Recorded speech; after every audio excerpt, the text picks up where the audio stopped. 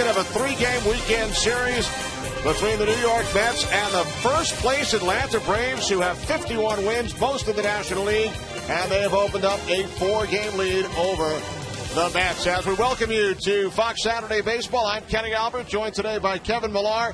Braves with back-to-back home runs for Melky Cabrera and Omar Infante in the seventh inning last night won the series opener by the score of 4-2. And a tremendous pitching matchup today, Kevin. Tim Hudson and Mike Pelfrey.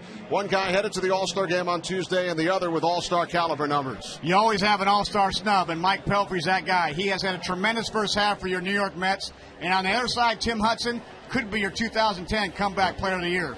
Coming off Tommy John surgery 2 years ago, now the Braves and Mets separated by only 4 games in the National League East. So heading into the All-Star break this week, how important are these next 2 games? Momentum's big, and if you're the Mets, you do not want to go into the break down 6 games. You're at home. It's a big series for both clubs. We're going to see who comes out ahead. Braves with the win last night. Mets looking for some revenge today. Well, these teams have enjoyed quite the rivalry, including a fierce battle for the pennant back in '99. This summer, that fire may be rekindled as they battle for the NL East. It's the Mets and the Braves coming up next on Fox.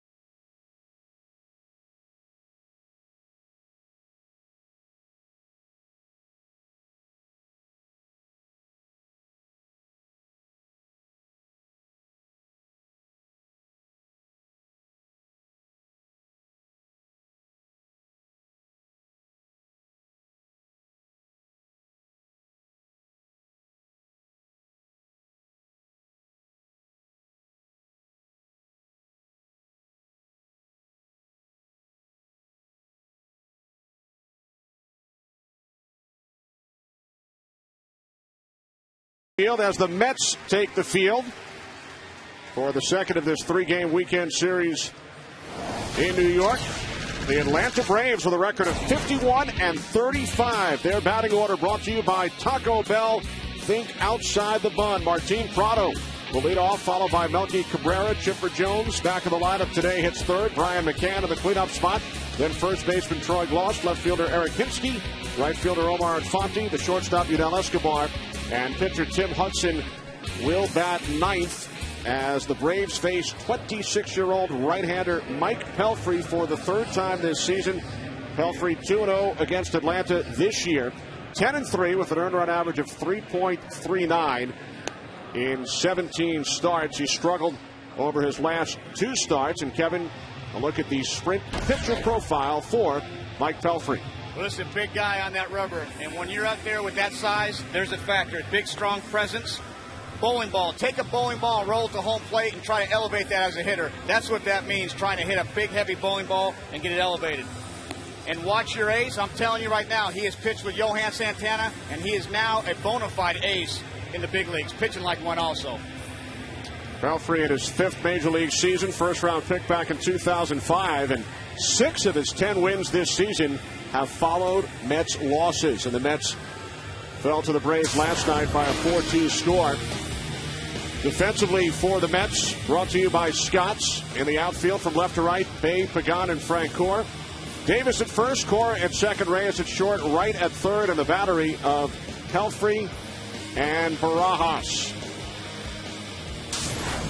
Today's game brought to you by Budweiser, official beer of the first inning. The beer that starts with full flavor and ends with a crisp, clean finish. Budweiser, it's what we do. We are ready for baseball here at Citi Field, where the Mets have lost 2 in a row. They have not lost 3 consecutive home games all season. Record of 29-15 in their second-year ballpark.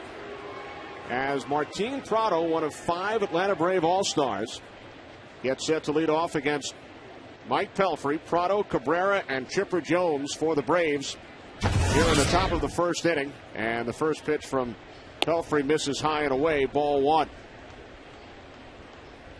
Prado, batting .332, leads the National League as he fouls this one off to the right side. And what a season it's been, Kevin. He's second in the league in runs, first in hits, first in multi-hit games. You know, this guy, you can see the confidence dripping off him now. It's the swagger as a player when you start having some success and you're believing in yourself. And I'll tell you right now, he is a factor in the National League. Now 2-1. He will start in Anaheim on Tuesday night at second base, replacing the injured Chase Utley. Prado will head west following the game tomorrow, along with 4 of his teammates.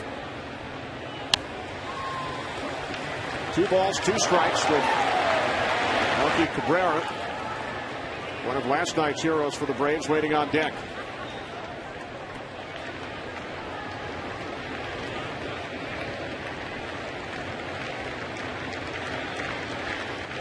A 2-2 from Pelfrey, missing inside, full count. You see that ball barrel in on him? That's the movement and how heavy his ball comes out of his hand, right at that front hip of the hitter. And that's where, as a hitter, you're trying to look and get that ball out and over the plate. Payoff pitch to Prado. Got a piece of it. Foul back to the screen.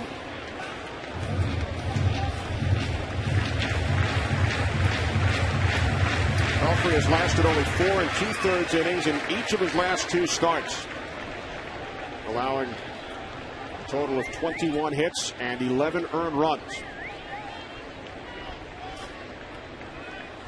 Another foul off to the right side.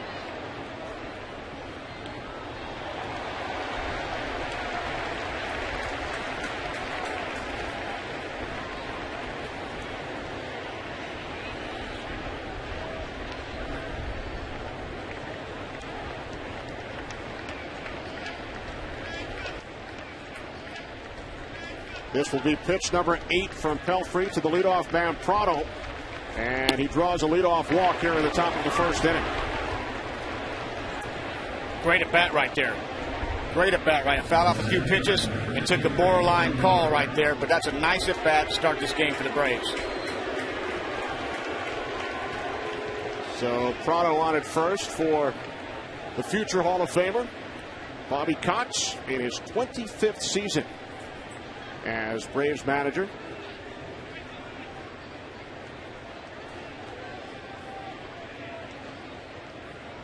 Bobby Cox enjoyed the 7th inning last night when Melky Cabrera and Omar Infante hit back-to-back home runs off R.A. Dickey, breaking open a 2-2 game. And here is Cabrera, the former New York Yankee, who had 3 hits last night. Prado with 4 steals this season takes his lead off first. He goes, and Cabrera pops it up to the left side. Long run for Reyes in shallow left, and he makes the catch in front of Bay as Prado heads back to first base.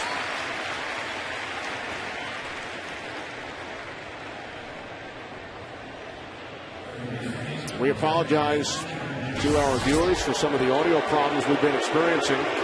Kevin, I promise it's not you. I'll tell you, that was an interesting sequence, though, because you saw him square around for a bunt, and then they put the hit and run on the next pitch. And Cabrera popped out to the shortstop. And now the usual New York welcome for Chipper Jones, who has had great success against the Mets throughout his career. Did not play last night due to back spasms. He blamed it on the hotel bed in New York City. And you heard Bobby Cox. That can happen to anybody when we were talking to Bobby. But this guy seemed like he never got out early in the 2000s. I mean, you know, you always saw him dominating the Mets, and he has been a factor for this lineup for many years.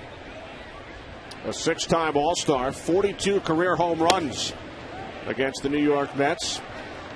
He enjoyed playing in New York so much that he and his wife back in 2004 named their newborn son Shea. Ah. So I'll name my next child Fenway. There you go. You having a fifth? That's right. No. That's right, King. We're done. There's the 2-0. Line drive off the glove of Reyes. Mets get the force at second. And Chipper safe at first. Great job of base running right there by Martin. Right here, Chipper, it's a streaming line drive. As a base runner, you're taught to freeze on line drives, obviously, with less than 2 outs. And you become a no man's land once the ball's dropped. But if he catches that ball, you for sure don't want to be doubled off at first base. So now 2 away as Brian McCann steps in. McCann getting ready to participate in his 5th consecutive All-Star game. First Brave, Kevin, in franchise history to be selected for the All-Star team each of his first 5 seasons. I mean, he came in this league, and you heard the veterans that he was catching, Glavine and Smoltz. They love this kid from day one, but he is like a veteran presence back there. And he's like the quarterback. I think came in at 21 or 20 years old, but came in like he had 10 years in the big leagues. And he's handled that staff great. And as you see, the first 5 years, he's an all-star. And he has terrific lifetime numbers against Pelfrey. A .419 average, 13 for 31. He has more hits than any other major leaguer against Pelfrey. 2 outs. Chipper Jones, the runner on first. Top of the first inning. From Citi Field, where the Braves won last night's game 4-2. 2-0 to McCann. Countering the outside corner, now 2-1. McCann leads all National League catchers in numerous offensive categories. 2-2. There wasn't a number 2 or 3 next to any of those categories. You saw first right down the list. And not only does he handle a staff, he's mature, beyond his years, but he is an offensive monster. The only number 2 is his position, catcher. Number 2 in the scorecard. That's exactly right.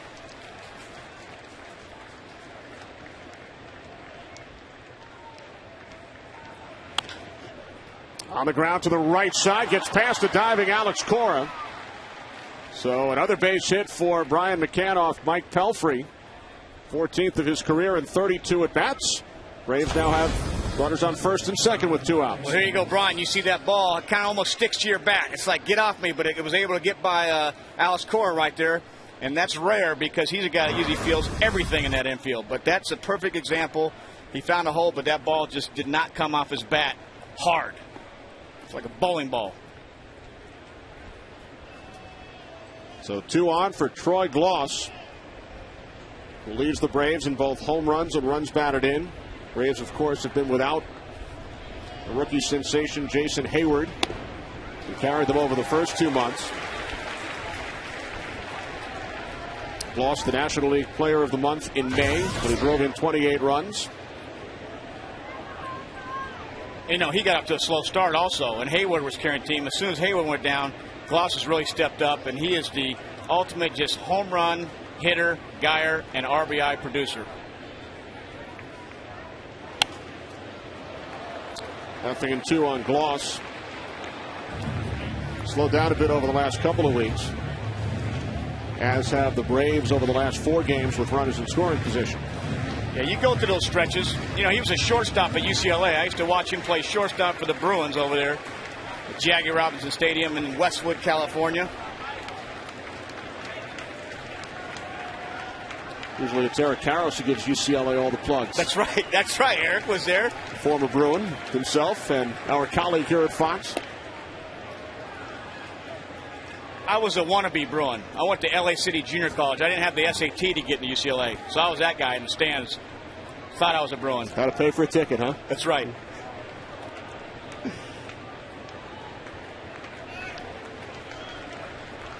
One ball, 2 strike count, 2 on, 2 outs. Top of the first inning. As Gloss shoots it into shallow center behind second base. The catch is made by Cora. And the Braves strand 2 against Pelfrey in the first.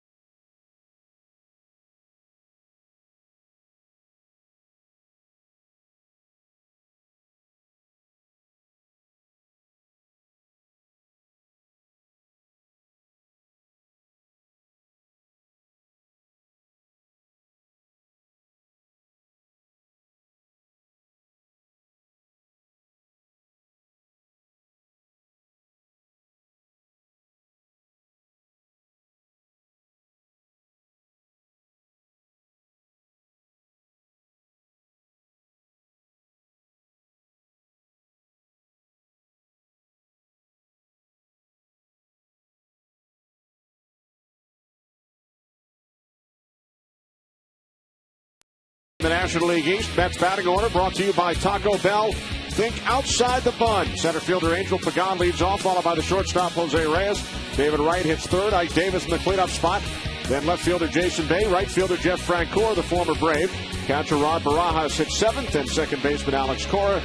And the pitcher Mike Pelfrey as the Mets get set to face Tim Hudson, who will turn 36 years of age on Wednesday.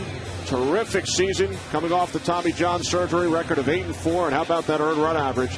2.44. Hudson is 10-5 lifetime against the Mets. And he's 7th among active major league pitchers with 156 career victories. So Angel Pagan hitting .304, looking to bunt his way on.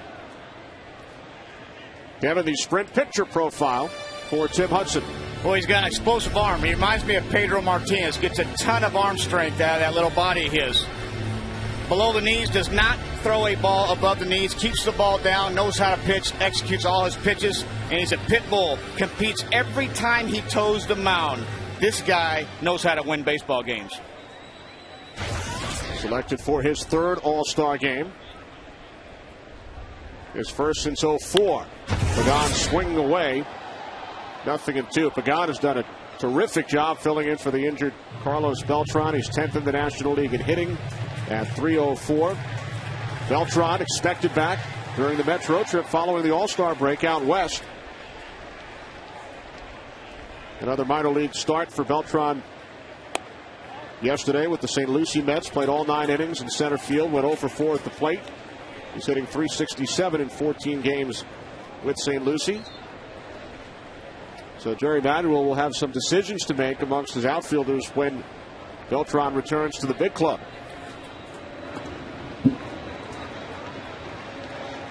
Did you see the 0-2 pitch right here? This is what you call a front door sinker. They throw right at the hip and that ball comes right back. The hitter gives up on it. Bill Hahn didn't fall for it, the home plate umpire. But that is the pitch that Greg Maddux designed, but he threw his about 81 to 85. And now on the 2-2 pitch, Pagan is safe at first, an infield hit. Diving attempt by Prado, and the leadoff man is on for the Mets.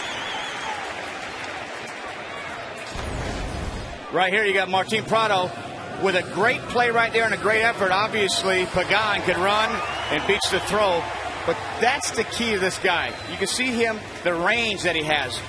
I mean, he plays third base the same way, plays a little left field, Bobby Cox is saying, but his defense, not only his offense, but his defense has been such a key for this Braves team. Bobby Cox referred to him this morning when we met with the Braves manager as a great third baseman. And said he was a great left fielder. Covers the morning dew. No, covers the outfield like the morning dew would be a quote. Well, the Braves have a couple of guys who can play more than one position, including Omar Infante, who we'll talk about throughout this game, headed to the All-Star game as well. So here's Jose Reyes, and he bunts it foul, batting from the right side. He's a switch hitter, but due to his recent oblique injury, he has only been able to bat from the right side. And it's odd seeing him hit from the right side against a right-hander. You know, he's had a couple tough right-handers to face from the right side. You know, but most most switch hitters that hit right-handed, it might be off a knuckleballer, maybe a short porch like Fenway Park, where it's 300 to right field or left field. But you know, this is an odd thing looking at Reyes hit from the right side of Hudson. Pagan dives back in. He has 17 steals this year. Mets lead the league in stolen bases by a wide margin. Reyes has 19. Pagan 17. David Wright 15. I mean, Angel Pagan's done everything to start and play every day for the Mets. And now Beltran comes back after the break. They're going to have a situation to deal with. It's a good problem to have. Hope that injuries do not become a factor down the stretch. Right. If you're the manager, that's a great problem to have. Player standpoint, you got to figure something out. You know, now, I mean, is Beltran, you know, does he play sporadically? Do does Frank Core get some days off? What do you do with Angel Pagan? He's been up there at the top of your lineup. Pagan takes his lead off first. He goes, and Reyes fouls it off. A look at Beltran's numbers. 5-time National League All-Star. Over 1,000 career runs batted in and runs scored. As we mentioned, expected back following the All-Star break, with the Mets hitting the road for 11 games in San Francisco, Arizona, and Los Angeles. You know, once again, the key of that stat to me, 286 stolen bases. If he comes back healthy, that's another weapon in that, you know, speed department for this club. Pagan goes, the 1-2. Reyes strikes out, throw to second is not in time, and Pagan has his 18th stolen base. Right here, this is a tough pitch by Tim Hudson. It's a backdoor sinker. Now he's throwing it away to the right-hander, which comes, you know, which is going to stay right there on outside part plate. And Jose Reyes didn't look too good on that swing from the right side. And Pagan able to beat that throw. There's the speed we're talking about. It's like the sacrifice bunt. It's also the second straight game in which Pagan has led off, and Jerry Manuel moved Reyes down to the number 2 spot due to the Reyes injury to take some pressure off Jose. So Reyes strikes out. Mets with a runner in scoring position. Here is All-Star third baseman David Wright, and he takes ball 1. Wright, 1 for 3 with an RBI last night. 5th in the National League in hitting at .317. And Kevin, he leads the league in runs batted in, only 7 fewer than all of last season. Yeah, this guy can hit. We talked so much about his strikeouts early on. To hit with power, you have to gamble. And the strikeouts are going to be higher than usual. But he is a run producer. This is your captain of this club. And he's going for the 6th straight season of hitting 300. We talked about an off year last year. He still hit 300. 1-1 on Wright with 1 out, bottom of the first inning. And Angel Pagan, the runner on second. I can't tell you what it's like to see that movement on those pitches at Hudson. He throws nothing straight, you know, and that's why you see a hitter give up. It's that quick second, but that ball's by you.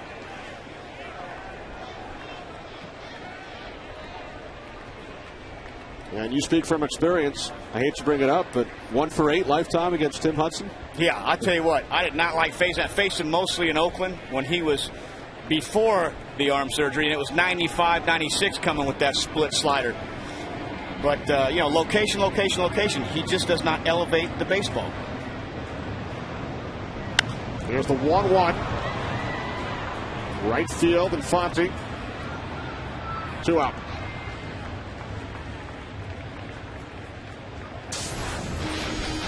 For the Braves defensively today, brought to you by Scott's.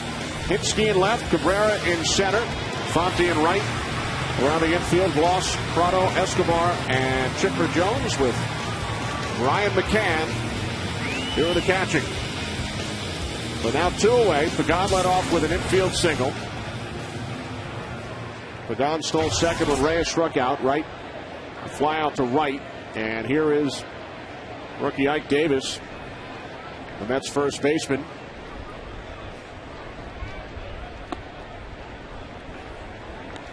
Davis third among National League rookies in home runs, second in runs batted in.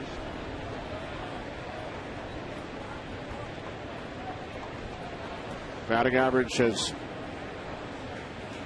gone down over the last 15 games. But in all, a terrific addition to this Mets lineup. No, tremendous addition. I mean, this guy's a good-looking ball player. Bigger than you think. And, you know, you met him today in that clubhouse. You see him, he's a big guy. And he is one of your Rookie of the Year candidates in the National League. He definitely is. I think, you know, when they got Ike Davis, this team seemed to really start taking off. It gave them some security and some comfort at that first base position. You know, once Murphy goes down, they were trying to plug in Tatis and Jacobs. But he came over here and it kind of gave them that security that they needed at that position.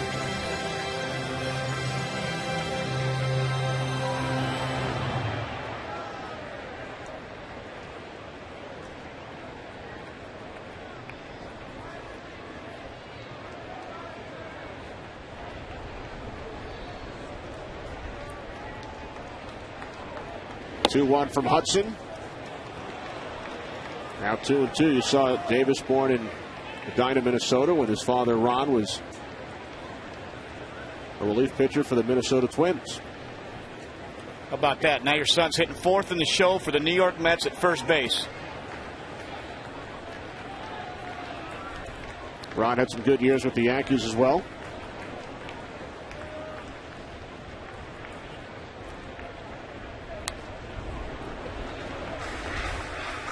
Well, Ike Davis started the season in AAA, called up by the Mets in April, and back on the 23rd of April, his first career home run against Atlanta and Kenshin Kawakami.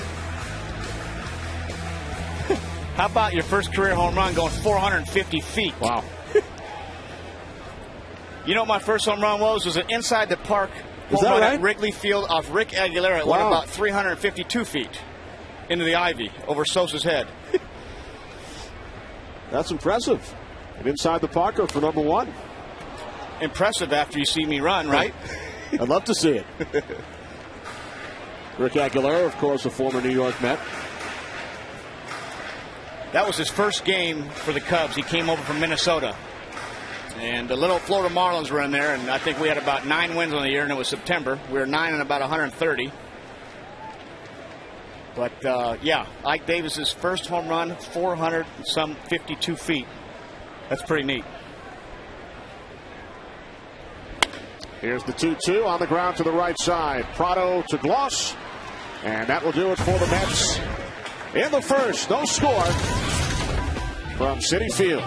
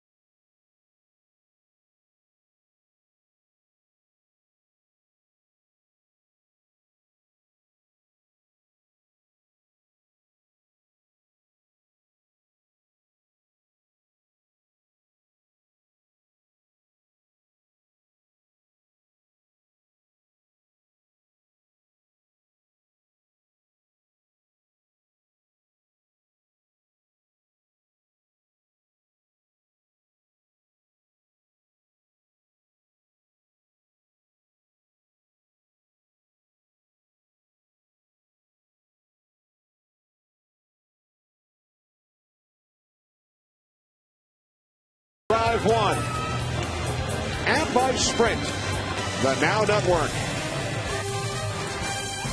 Overcast skies over Citi Field. Kenny Albert, Kevin Millar, top of the second inning. Braves had 2 base runners against Pelfrey in the first. Could not score. And now Eric Hinsky will lead off here in the top of the second inning. Hinsky, Infante, and Escobar. Eric Hinsky's done a nice job in left field for the Braves this season. Batting .273, has driven in 34 runs. And will he be the good luck charm? He's gone to the World Series, Kevin, each of the last 3 years with 3 different ball clubs. 100%. I want Eric Hinsky on my club for that reason only. Or Don Baylor. They are the only 2 players in history who have gone to 3 straight World Series with 3 different teams. Hinsky with the Red Sox in 07, the Rays in 08, and the Yankees last October. I mean, what a neat thing. I mean, this guy is obviously a good luck charm. And he plays third base, he plays first base, plays left field, plays right field, gives you a tough at bat off the bench from the left side. You know, tremendous asset for a baseball team. A former Rookie of the Year in the American League with Toronto. Hinsky is called out on strikes. First strikeout for Mike Pelfrey. As we take a look at one of the 5 Braves All-Stars, Brian McCann heading to his 5th consecutive All-Star game. Tim Hudson his 3rd. Omar Infante at the plate right now. A first-time All-Star. Martin Prado, a first-time All-Star as well. But how about Infante? Not an everyday starter. Major League Baseball added a 34th man to each All-Star roster this year. And Charlie Manuel said that he was told to pick a utility player, a guy that can play multiple positions. And Bobby Cox referred to the selection of Omar as the greatest All-Star pick ever. I tell you what, I love to see what's going on. You're starting to see a utility player like Omar Infante get some credit. You're seeing those middle relief guys like a Matt Thornton and an Arthur Rhodes, the guys that get to the closers that are starting to get some credit. You know, it's not always about just the numbers or whatever. This guy, you know, is a factor for Bobby Cox, and that's pretty neat right now.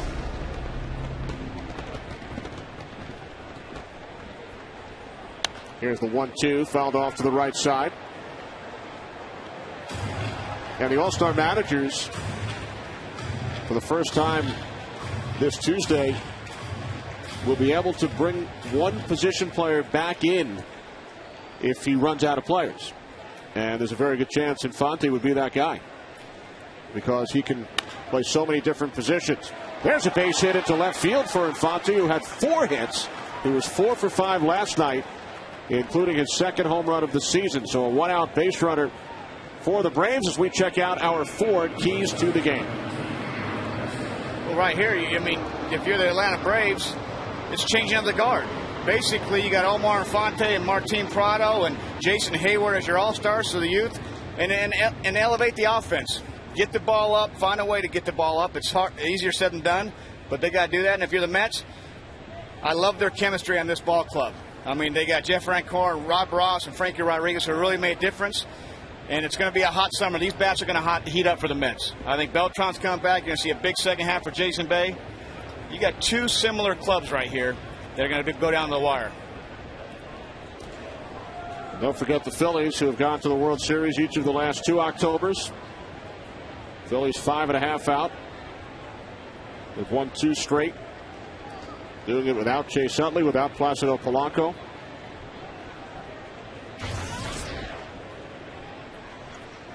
And you know they're going to make a run. They're going to make a run at some point, so it's going to be a 3-team race all the way to the end. Phillies are too good of a ball club. Yunel Escobar takes ball 1. Escobar batting .237. Infante the runner on first with 1 out, top of the second inning. Escobar with 14 home runs last season, Kevin. He has not gone deep yet this season. Yeah, that's very odd. I mean, you have droughts, though. You have droughts as a hitter, and you just saw that ball right there just barrel in on him. And I don't know how many times I'm going to say this today.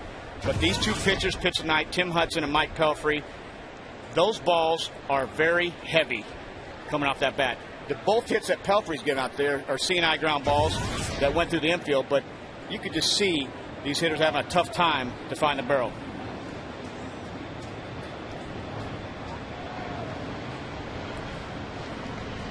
Fati takes his lead off first.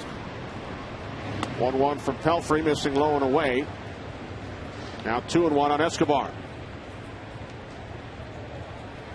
Mike Pelfrey's got perfect mechanics. If you're a pitcher or a kid sitting at home, his mechanics are flawless. He's got a perfect arm action. He's real smooth around the elbow area. I mean, this guy's going to be around for a long time.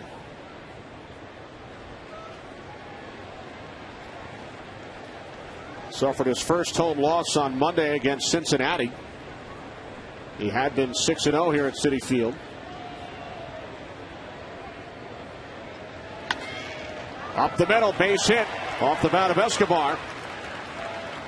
So for the second straight inning, the Braves with a pair of base runners.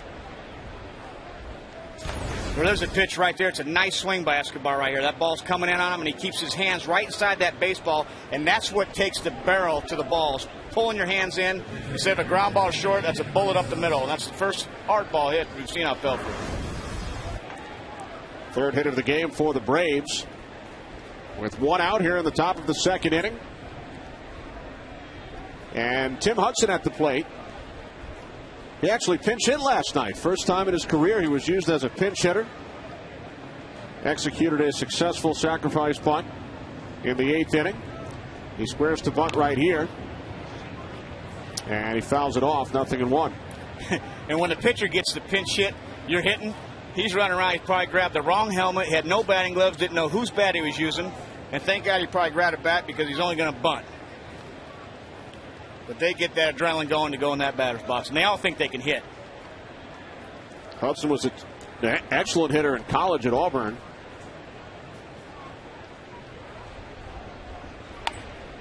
Lays down the bunt, fielded by Pelfrey, looks to third, throws to first.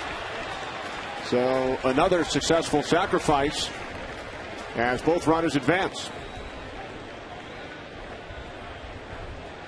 Hudson with a 2-day sacrifice streak. That's a great job right here by Pelfrey. Somebody was yelling 3-3-3. You got one out. He looked over there. It's going to be close. I'm going to go ahead and take the out at first base. We got 2 down. He's 1 out from getting out of this. And right there, look at that. Look at that barrel above the baseball. That's a perfect technique right there on Button.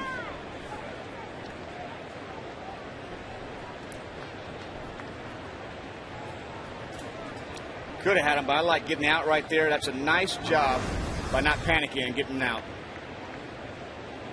So now second and third with 2 outs, and the National League's leading hitter, Martin Prado, at the plate. Then we talked about Hudson and his hitting prowess in college. He broke Frank Thomas's RBI record at Auburn. Do you know that? Wow, and he's half the size of Frank Thomas. I did not know that.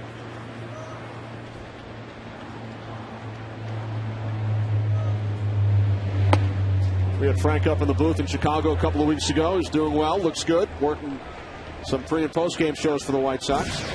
The big hurt. Was there anybody better in the middle 90s? I mean, he had the perfect eye, huge power, high average, on base. I mean, he was just a monster.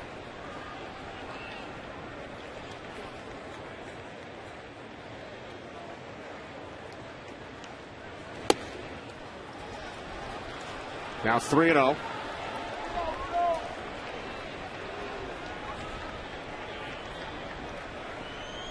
There's Tim Hudson in the Braves dugout following his sacrifice.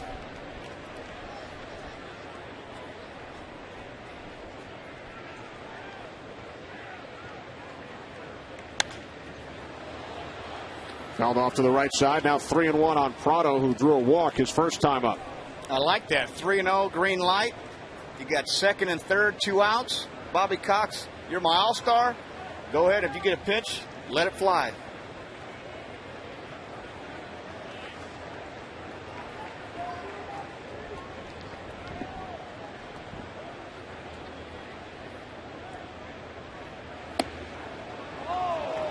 For the second time in 2 innings, Prado draws a walk, so the Braves have loaded the bases here in the top of the second against Pelfrey, who's already thrown 42 pitches.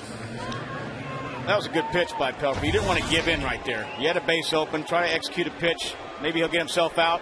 Prado, another good take. Now you got a chance to go out and get Melky Cabrera and get out of this. 81 degrees here in Flushing. Chance of thunderstorms. We had some drizzle earlier today prior to the start of this game. So with the bases loaded and 2 outs, here is Melky Cabrera. Popped out to Reyes his first time up. Hit a 7th inning home run last night to give the Braves a 3-2 lead. Fonte on third, Escobar on second, and Prado over at first.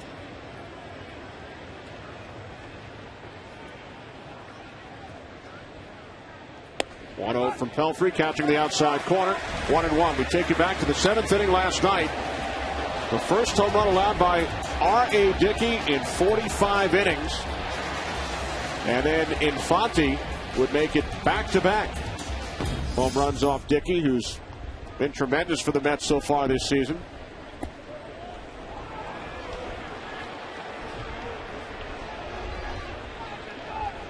Bases loaded here, which must bring back memories for you, Kevin, of the grand slam you hit off R.A. Dickey just last April. Yeah, that was the first home run of the year last year. It was a first pitch knuckleball, and that was just a lucky swing, and I was able to get one out of there. Those knuckleballers, if it's high, let it fly, and that's the theory. I always had fun with knuckleballers because I felt it's like a day off. You're not worrying about 95. You're not worrying about a curveball and a slider.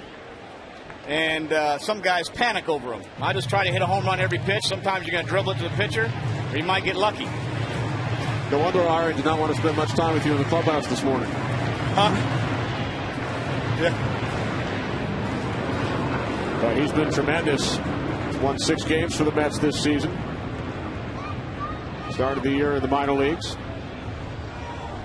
2 balls, 1 strike, bases loaded, 2 outs. As Pelfrey delivers to Cabrera, right back to the box. So Pelfrey out of the inning, and the Braves have stranded 5 base runners over the first 2 innings here in New York.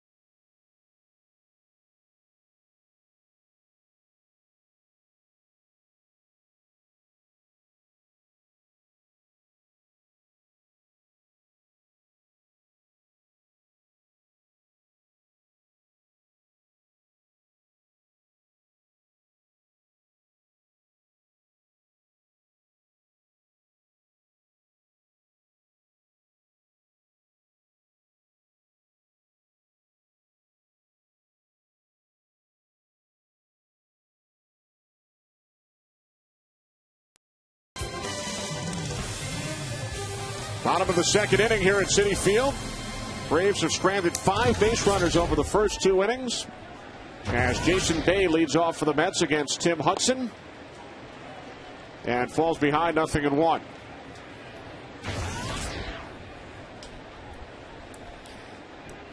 I think Jason Bay is going to have a big second half. His RBIs are right there. Obviously, his home runs are down, but I'm looking forward to seeing him get hot. He'll get home run hot. Had a big first half last season for the Red Sox at 20 home runs at this point. This year, only 6. But he has driven in 44 runs. 3-time All-Star. Here's the 0-2 from Hudson. On one hop, Escobar. And Bay is retired. Time for a DirecTV game break. The Twins and Tigers in Detroit. Nick Blackburn on the mound. Bottom of the first inning. Miguel Cabrera with a 2-run home run. His 22nd of the year. And he now leads the major leagues with 76 runs batted in. It's now 3-0 Tigers in the third. The only way to watch every MLB game in HD. Call 1-800-DirecTV. Here's Jeff Francoeur, the Atlanta native and a former Brave. How about your former teammate with the Blue Jays last year, Jose Bautista, who leads all of baseball with 23 home runs? How about that? And he has got some tremendous power and is having a chance to start every day. And it's funny, as a role player, that confidence goes in and out because you don't have the consistency as an everyday swing.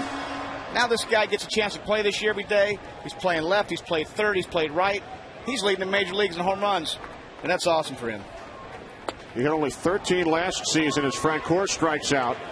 His previous career high was 16 with Pittsburgh. Second strikeout for Hudson, who retires the first 2 Mets here in the second. Right here, this last pitch to Jeff Francoeur. That's a slider right there. You can see his front hip pull up, maybe looking sinker in.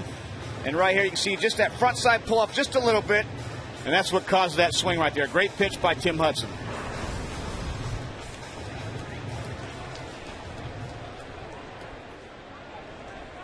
So with 2 away, another former teammate of yours, another 2009 Blue Jay, Ron Barajas, who in Jerry Manuel's words carried us during the month of April. Struggled a bit as of late, but has been a terrific addition to this Mets ball club. This is the quarterback that they were looking for this whole offseason. Why he was on the market so long, I don't know. But pitchers love to throw to him. He hit 19 home runs last year in the American League East. He's got tremendous power.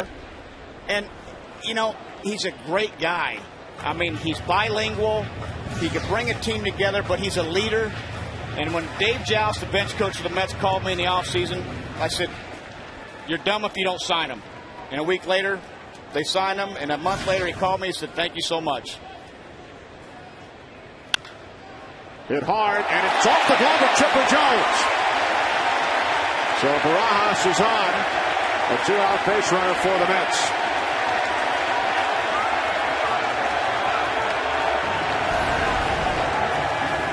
Ball was hit hard by Rob Barajas right there. Chipper right through the old wickets. He just pulled his glove up just a little bit. And you can see him, he just wasn't quite down enough. The ball trickles through the outfield. The one thing I liked about it afterwards, you saw him put his hand up, say, no, I got this. I know Barajas isn't going to. He knew the speed of Rob Barajas could be one of the slowest human beings in the league. I think everyone in the ballpark would agree with you on that. 7th error committed by Chipper this season. Here's Alex Cora.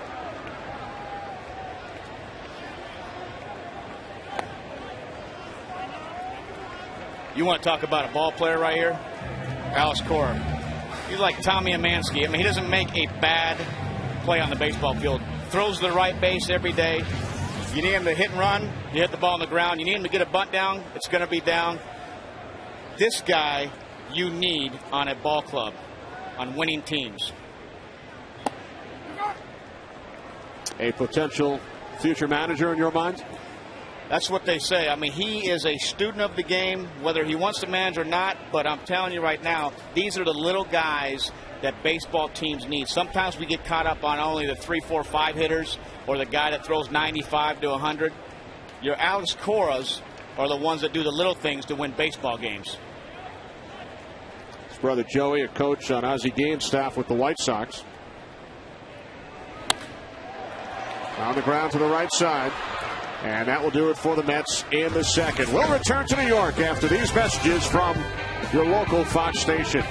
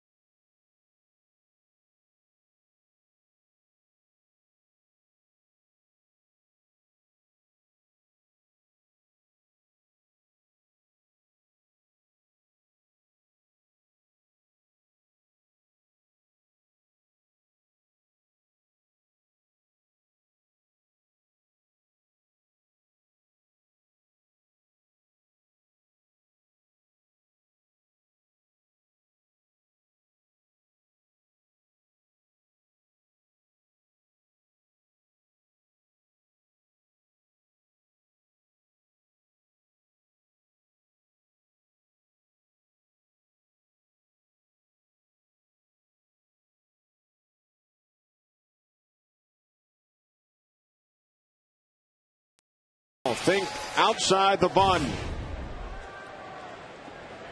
Mets and Braves scoreless. Top of the third inning here in New York.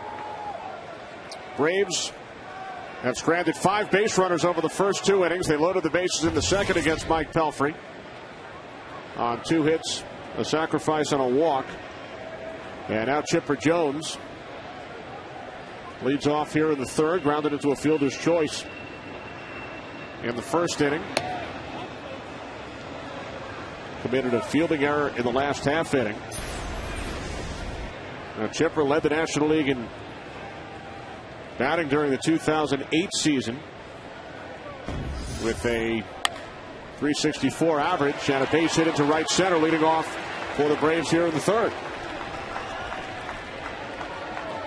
Let's go back to the last out of the last half inning. And right here, Rod Barajas is out. We know that. But he finishes the playoff and slides into second base. It's the thing to do. For you kids at home, I don't like the guys that jog off into the outfield and like the third out. That's a great job by Barajas. Sliding the base. You're a professional. You're a baseball player. That's how you finish the playoff. And those are little things we're talking about. Now, we mentioned earlier you played with Rod in Toronto last year.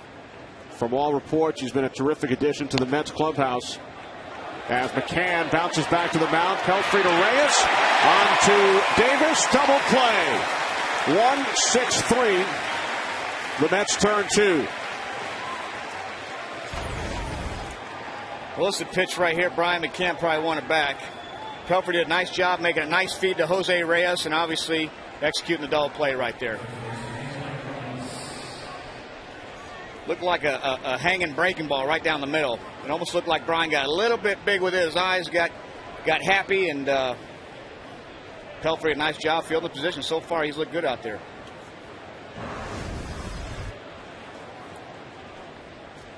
So base is now empty. 2 away for Troy Gloss,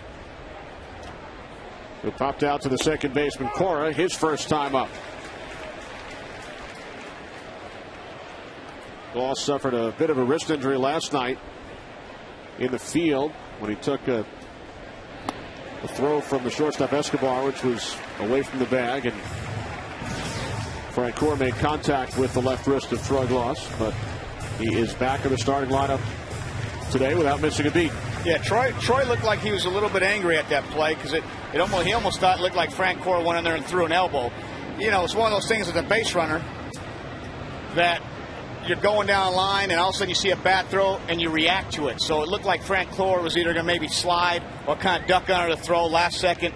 The glove was on him and he kind of, kind of try and knock the ball out. I don't think it was a vicious play by any means trying to hurt Troy Goss, but you saw him in the dugout after that and he kind of was a little bit angry. Some felt he may have been angry with his shortstop Escobar. Yeah, I mean, there's all kinds of things going on over there at shortstop for the Braves, but that's another story. And it looked like right there Mike Pelfrey won that pitch right there at last call. Did not get it from Bill Hahn, and now misses high with the fastball 3-2. It's funny talking to Rob Ross before the game. Pelfrey is a guy, fastball, slider, curl, but he's got a split, and they were going to work a lot of sinker splits today, and it looked like that last. That pitch that he wanted was a split for him. You see a downward action on it. Fair off pitch to Goss, missing inside, ball 4. Third walk issued by Pelfrey in 3 innings. After he was ahead of the count, 0-2. Time for our Mercedes-Benz trivia question. Who holds the record for most consecutive All-Star appearances by a New York Met? David Wright heading to his 5th consecutive All-Star game. But who holds the club record for the most consecutive All-Star appearances? Can we guess? Sure. What comes in my head right away, Crenshaw High School, Darryl Strawberry would be my guess. Not a bad guess. We'll give the viewers a couple of minutes to think about it as well.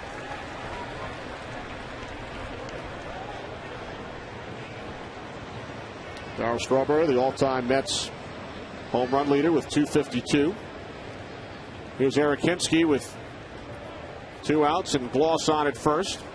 Hinske called out on strikes his first time up.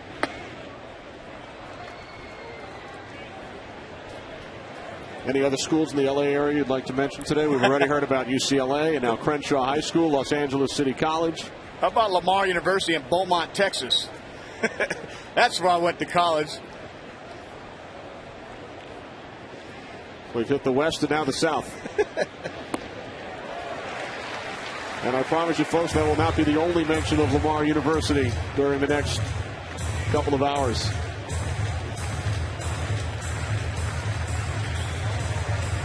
With the former head coach and New York native, Jim Gilligan, here in the booth with us. Coach G is here in the booth with us, and he lived about 2 miles from here. Here's the 1-2 to Hinske. I've been begging Coach G to win the College World Series so I can have all those bragging rights from those guys at UT and Miami. And this year they made a nice run, and they got beat by TCU. They obviously advanced to the College World Series. Pelfrey missing inside with the fastball. Jim, a proud graduate of Bayside High School, only a couple of minutes from Citi Field. High pitch count for Pelfrey.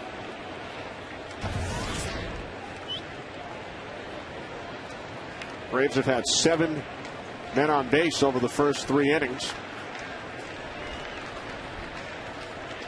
Runner goes, payoff pitch. Hinske strikes out for the second time. We remain scoreless. Middle of the 3rd inning.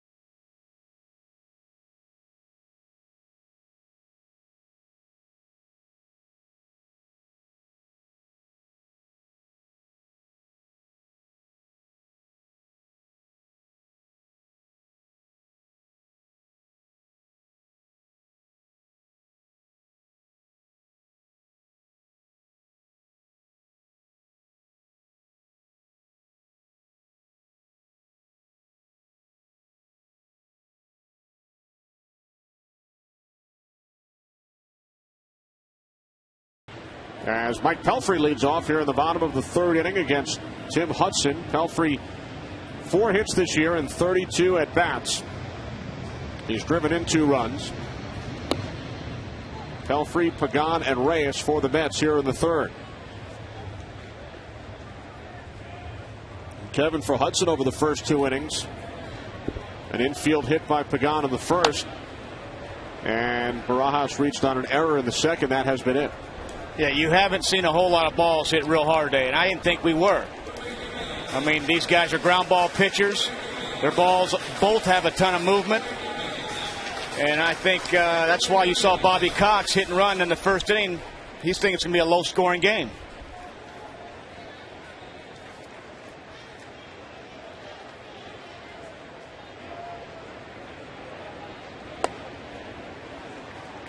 Two and two now on Pelfrey with Angel Pagan waiting on deck.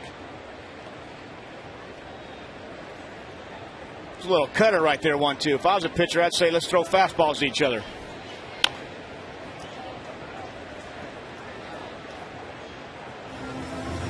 I wonder if they make that deal with each other. If you strike me out on a breaking ball and I'm facing you, I'm going to strike you out on a breaking ball. We'll have to ask Tommy Hanson when we chat with last night's Brave starter in the bottom of the fourth inning. Yeah, I mean, obviously if it's not a guy like Carlos Zambrano that can hit you 500 feet, but, if we're evenly matched, we don't swing the bats too often. Pelfrey gets the bat on it. Prado throws him out.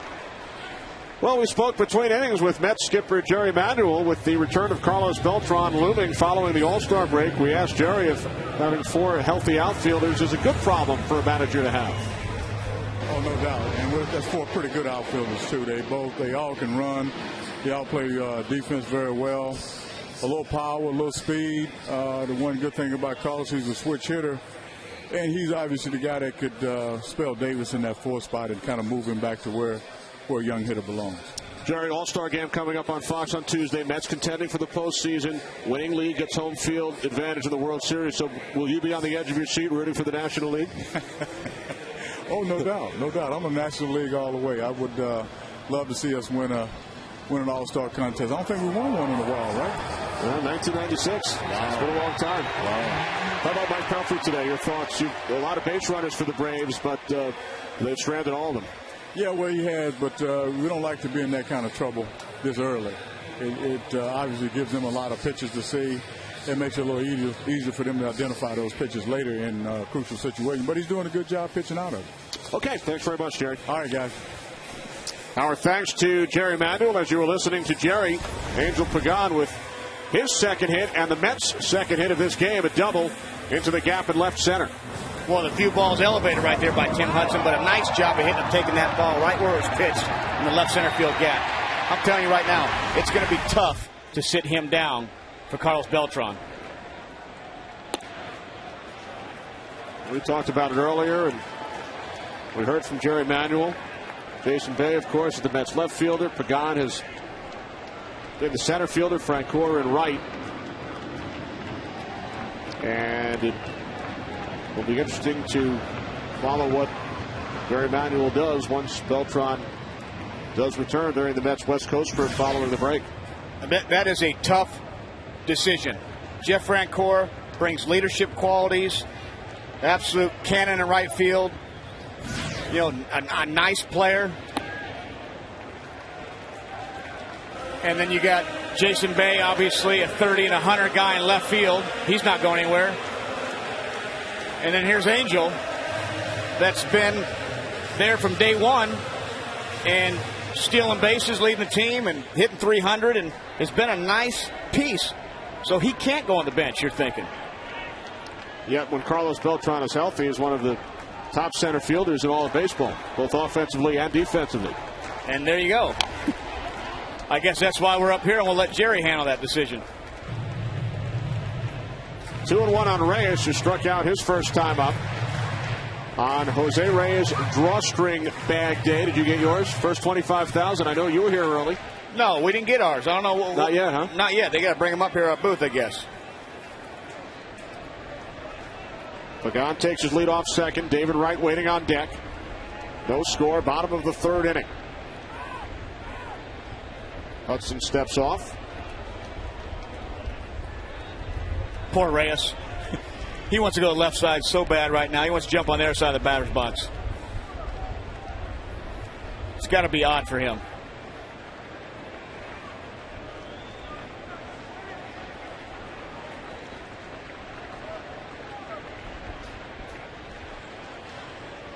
Here's the 2-1 to the right-handed hitting Reyes, and it's in the dirt for ball 3.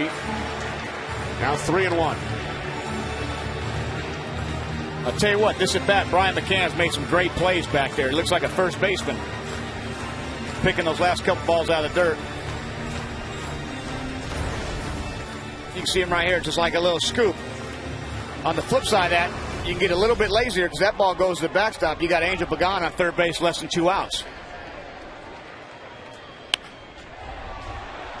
Chipper Jones makes the play at third. And now Pagan, who initially hesitated, takes third base. Heads up base running by Angel Pagan. So now 2 away with a runner on third as David Wright steps to the plate, heading to his 5th consecutive All-Star game, representing the Mets. He's tied for the National League lead in runs batted in. And he'll be joined by Jose Reyes, who was named to the National League roster to replace the injured Troy Tulowitzki. Reyes heading to his 3rd All-Star game and his 1st since 2007.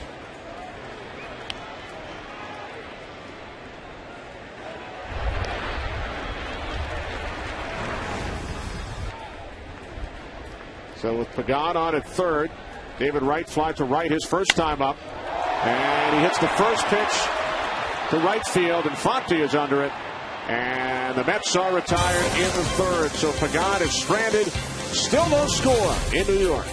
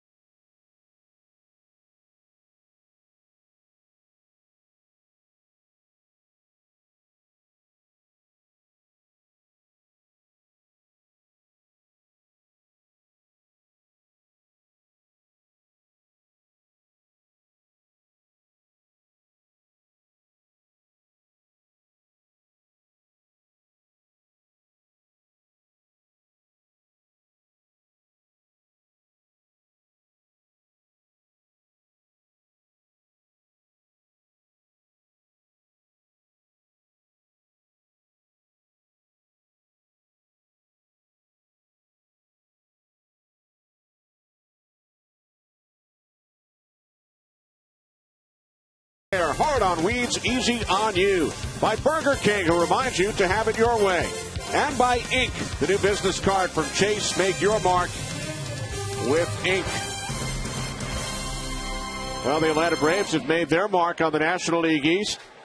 Record of 51-35, most wins in the National League. 4-game lead on the Mets, 5.5 over the Phillies. And it's been a bizarre season, Kevin. They lost 9 straight games back in April. Then they had a 9-game winning streak in late May, early June. I mean, I'm telling you, that's why this series is so important to both clubs. You have the All-Star break coming up. You want to take some momentum going into the break.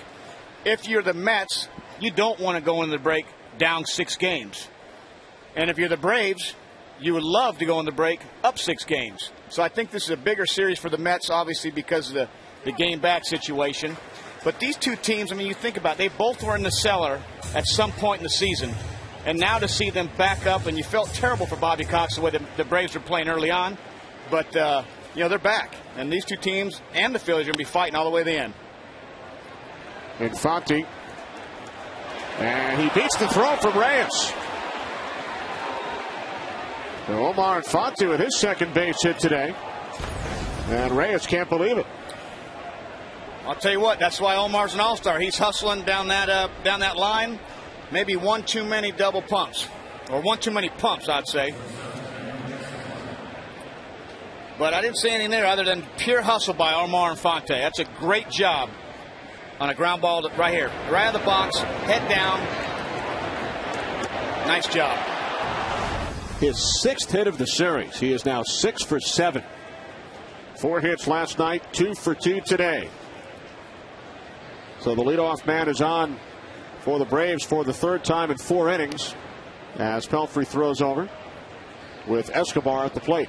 They're going to trade for him if he keeps this up. He might get voted into the All-Star game next year. Yeah. Escobar singled to center his first time up.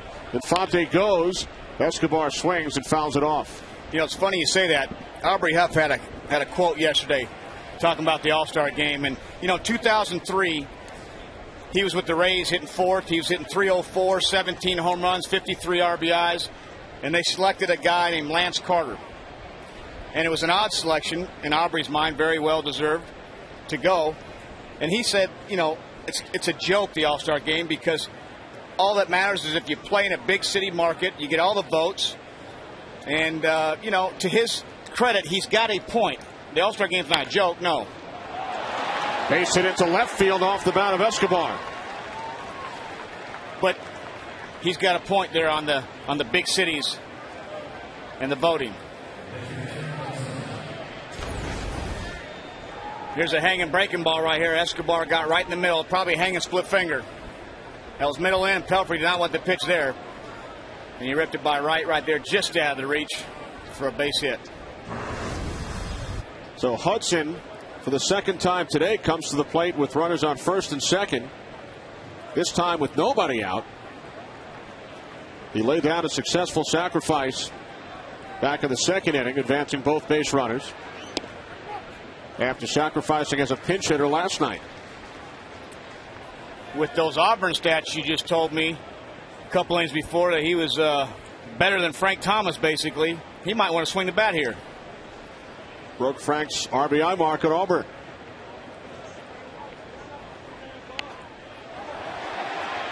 Off the glove of Davis, everybody's safe.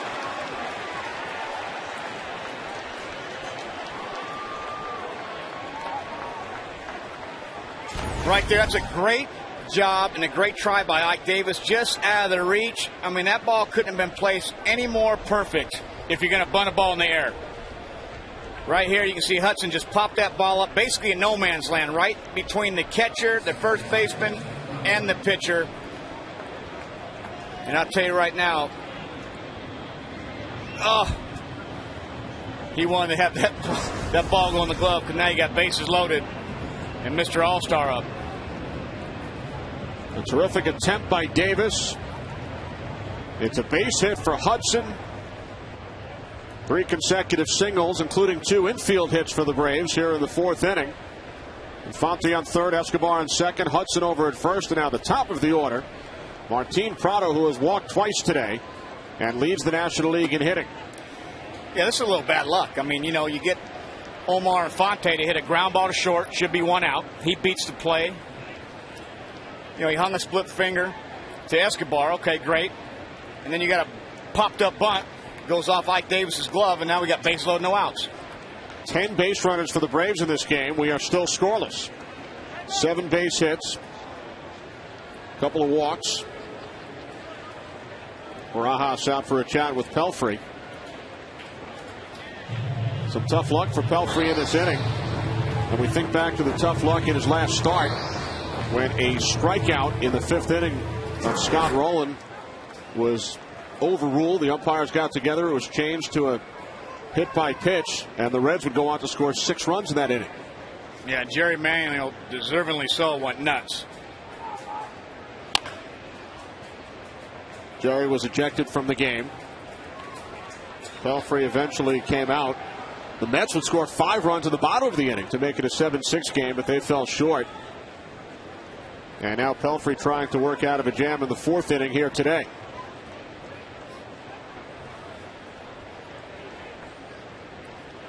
Pelfrey looking for the ground ball right here. You'll give up a run for a double play anytime.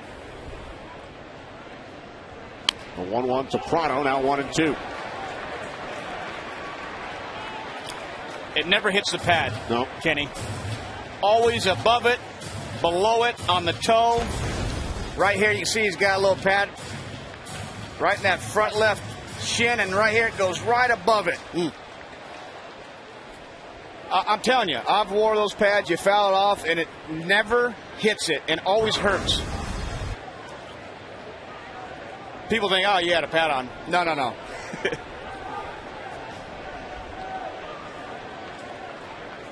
Well, you know the feeling, unfortunately, Kevin.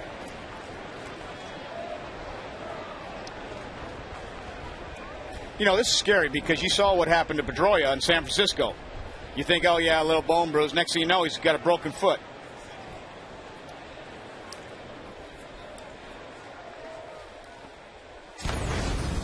Let's listen.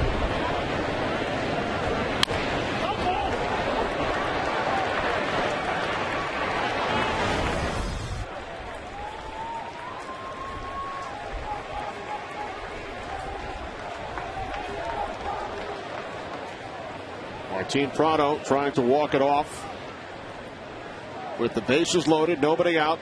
Top of the 4th inning.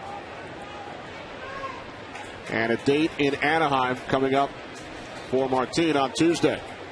And Bobby Cox is crossing his fingers right now. That's just going to be a little bit of ice and a bruise, because you do not want to lose this guy right now.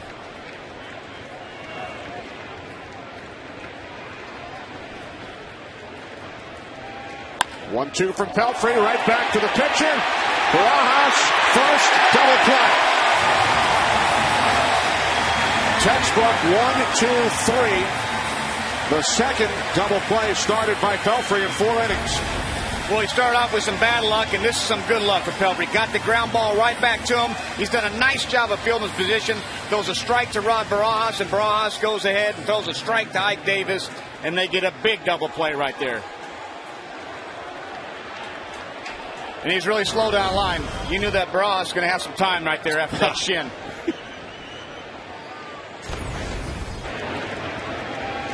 The last thing that Martin wanted to do is have to hustle right after you get hit off that shin. You'd rather hit a sacrifice fly so he can jog down the line. So now 2nd and 3rd with 2 outs for Melky Cabrera, who is 0 for 2. Rounded out with the bases loaded back in the 2nd to end the inning. 0-1. Think Prado's upset? What's bothering him more, the injury or the double play? The double play. You want to get that ball in the air somehow, or get that runner home somehow. And right now he is frustrated himself, but I'm telling you, right, that's throbbing a little bit harder in that shin.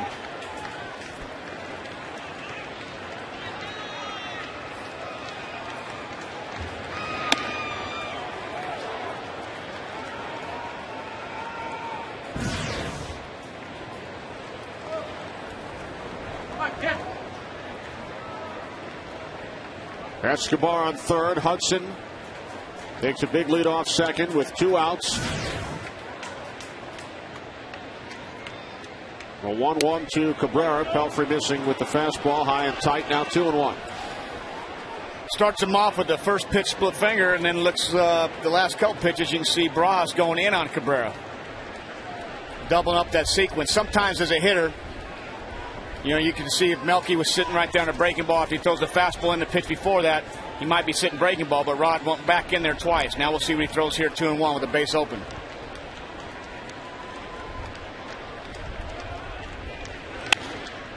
On the ground to the first baseman, Davis, who takes it to the bag. The Braves have stranded 8 over the first 4 innings. Martin Prado not very happy.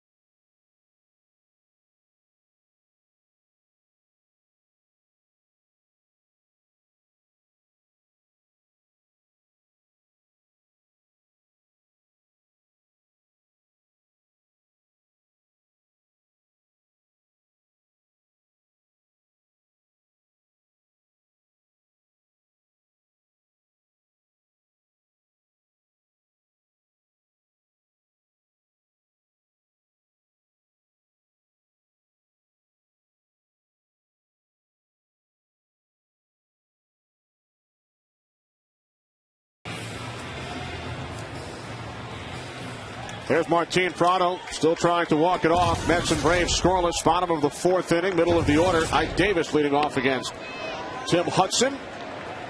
Davis, who grounded out to the second baseman. Prado, his first time up, takes ball 1.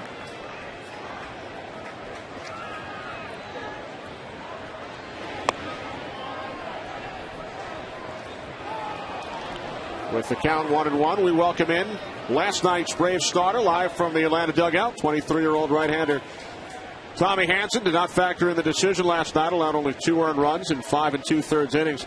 Tommy, hopefully you stayed away from Martin Prado in the dugout after the double play in the last half inning. Yeah. He wasn't too happy. He took that fouled that ball off his shin. Didn't look like it feel too good. Tommy, what's going on? Kevin Millar, I want to ask you something. Yeah. Do you, as pitchers, make deals with each other? Like, if you strike me out on a curveball and then you're going to face that, I'm going to get you out on a curveball. It seems like that sometimes. Your first at bat, you're going to see some fastballs, and then it's kind of with me. If they start throwing me breaking balls, I'm gonna get them back with them. So breaking balls are obviously a little bit harder to hit. So if they start flipping them in there, I'm gonna do the same thing. Talking about, if it's a guy that can do damage, some pitchers can obviously hit. But you guys are all pretty much on an even plane. Yeah, well, you see Huddy just got another knock. We got a little bet going on. I think he's up to 12 hits now. So and last night we're trying to keep up with him, but it's not working out too well for us. Last night, Tommy, you had a base hit, and R.A. Dickey, who started for the Mets, had 2 hits and scored both of their runs. Yeah, I know it. My hit wasn't too good though. He got good wood on his. I got jammed and it fell in. That's a knock. Yeah, exactly right. How about Hudson's performance on the mound today over the first 3 innings? Yeah, I mean, he's our guy. He's out there dealing. That's what he's been doing all year. So, he's a lot of fun to watch. He's a great teammate to have, and it's a lot of fun to watch him pitch. Payoff pitch from Hudson to Ike Davis, leading off for the Mets here in the bottom of the 4th inning, and Davis works out a walk, heads down to first. Tommy, on a staff with veterans such as Tim Hudson and Derek Lowe, how often do you pick their brains? What have you learned from those guys? You know, you just try to stay around them as much as possible and watch what they're trying to do out there. You know, I'm still a young guy and I'm trying to learn as much as possible, from them. I think, I learn the most just sitting on the bench with them, try to sit next to them and just hear them talk. Jason Bay grounds into a 6-4-3 double play, and here's boos from the crowd here at Citi Field. I'm going to tell you right now, you just said that you sit next to Derek Lowe as much as you can and pick his brain. He doesn't have a brain. That's D. Lowe right there. That's like a dizzy blonde right there. Yeah, we've been cracking up all game. D. Lowe's definitely a character, but awesome guy. He's a lot of fun to be around, and he'll definitely say some funny stuff. That's for sure. He is one of my favorites, and doing the blonde, I still highlight my hair blonde here as a 38-year-old. Yeah. Quick disclaimer, Kevin Millar and Derek Lowe, teammates on the 2004 World Champion Red Sox. What plans do you have during the All-Star break, Tommy, heading back home? Yeah, I'm just going to go hang out. It's a good time to, not do anything. That's what I'm looking forward to, just kind of sit around and not do much at all. So it'll be fun just to hang out and not have to worry about doing anything. I think I'm pitching the second game back, so I'll probably go to the field on Tuesday and toss a little bit, but that's about it. Just hang out. Braves home for Milwaukee following the All-Star break. Well, Tommy, thanks for taking a couple of minutes with us here today. Enjoy the time off. All right, thanks a lot, guys. Good luck, bro. Have a good one. Thanks a lot. Appreciate it. Tommy Hanson, record of 8-5, won 11 games last year, finished in third place in National League Rookie of the Year balloting. As Jeff Francoeur flies out to Cabrera in center. 4 innings and the books. Still no score from Citi Field in Flushing.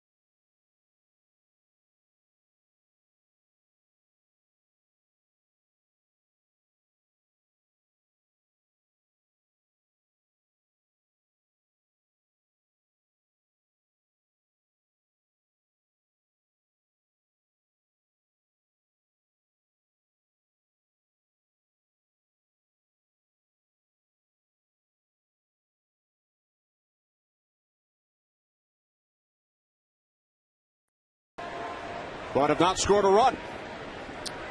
As the sun begins to peek through, Chipper Jones leads off. Chipper singled his last time up. Braves with 7 base hits. They've stranded 8 over the first 4 innings.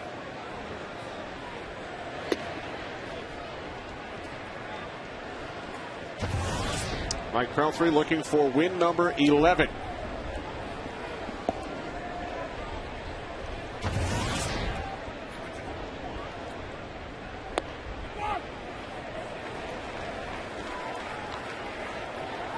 tough call there. Chipper didn't like it. Thought it was down. Every time I see Chipper, I always just want to go, Chipper Jones, Skip Curry. You don't want to call him Larry, his given name? Not Larry. It's always just all those years of Chipper Jones. Looked like that was a makeup call from Mr. Bill Hahn back there. So it's the right count, 3-1. Brian McCann waiting on deck, then Troy Gloss. Second base hit of the game for Chipper Jones. There you go. Well, Chipper has been a 6-time All-Star. Tuesday night on Fox, the Stars will be out in Anaheim, including a number of players on the field today. It's the 81st Major League All-Star game, Tuesday night at 8 Eastern, right here on Fox, as the National League looks for their first All-Star win since before Kevin Millar made his Major League debut. 1996, the last time the National League won an All-Star game. American League 12-0-1 since then, including 7 consecutive victories. And back in 96, at the old Vet in Philadelphia, the last time the NL came out on top, their manager that night, Bobby Cox. Following the Braves' World Series victory in 95, Bobby, the National League manager in 96, and they defeated the American League 6-0. There are 4 players who took part in that game in 96 who are already in the Hall of Fame. Unbelievable. And that man right there, Bobby Cox, every player that spoke about him, you've never heard a bad thing about him. They all love to play for Bobby Cox. And that's why this guy's been here for 25 years. And it's shocking how many pennants in a row they won. 14, 15, 16 straight years. I mean, you can't put that in perspective. They only won 1 World Series, obviously, in 1995. But I'm telling you right now, if I'm baseball, well, the team's out, you better be careful. This is Bobby Cox's year. They started out in last place, and I was feeling terrible for him. But I'm telling you, this team right here might go all the way for his going away party. Well, I know you said that earlier this week. Told me that before the game today, that you feel the Braves will not only get to the World Series, but win the World Series in Bobby Cox's final season.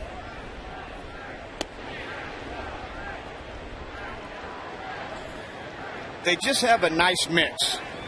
You know, I mean, you got some veteran starters, you got some young starters, you got some power arms. Billy Wagner's throwing the ball great out of the bullpen, had a great season for him.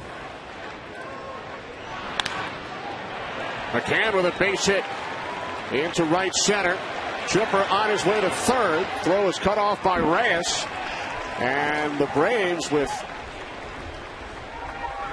runners on the corners with nobody out here in the 5th. It's a nice swing right here by Brian McCann. A hanging slider right there, right in the middle of the plate. Once again, that ball's up. And does a nice job not trying to do too much with it.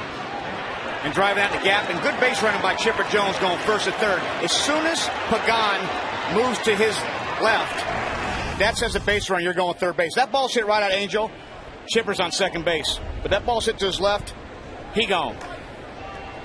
Make it 12 base runners for the Braves without a run so far. Threatening once again here in the 5th with Troy Gloss at the plate. 0 for 1, walked his last time up. Base hit into left field. Chipper Jones scores easily. And the Braves finally take a 1-0 lead as Troy Gloss drives in his team-leading 58th run of the season. What those Ivory Eye guys do when they get a guy on third base, they smell them. They smell those steaks. It's like barbecue in the backyard. That's it. 10 hits for the Braves as pitching coach Dan Worthen will pay a visit. And we will take you back to the Mercedes-Benz trivia question. Kevin took a stab at it. Who holds the record for most consecutive All-Star appearances by a New York Met? There are 2. Tom Seaver and, your guess, Darryl Strawberry. 7 consecutive All-Star appearances. Seaver from 67 to 73 and Darryl Strawberry from 1984 through 1990. So that was a trick question. So who won? Did I get half? You were half right. Okay. You got it. Darryl Strawberry and Tom Seaver. David Wright heading to his 5th consecutive All-Star game. As the National League looks to break the schneid and gain home field advantage in the World Series. Here's Eric Hinsky. He knows a thing or two about playing in the World Series, as we mentioned earlier. He's gone the last 3 Octobers with 3 different teams. He's played for every team in the East except, what do you have, the Blue Jays, we've got the Red Sox, the Yankees, the Rays, except the Orioles. So he's played more than I have in the East. I missed out on the Yankees and the Rays. And thanks to the American League dominance of the All-Star game, his teams have had home field in each of the last 3 World Series. This is the first free agent I had to go after as a GM. I would skip CC Sabathia. I would skip Roy Halladay. I would skip Albert Pujols or Prince. I'll take Eric Hinsky, please, for $500, Bob. It's been an amazing run. You're going to the World Series. Isn't that what you're playing for? You can have all the home runs and RBIs and the stats. I'll take Eric Hinsky. Either Eric or bring Don Baylor out of retirement. That's right. Get him on your staff.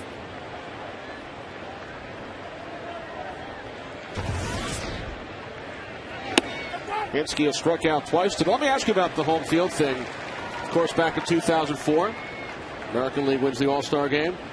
Red Sox have home field against the Cardinals. How much of a factor do you think that was? Absolutely huge. That game means something now.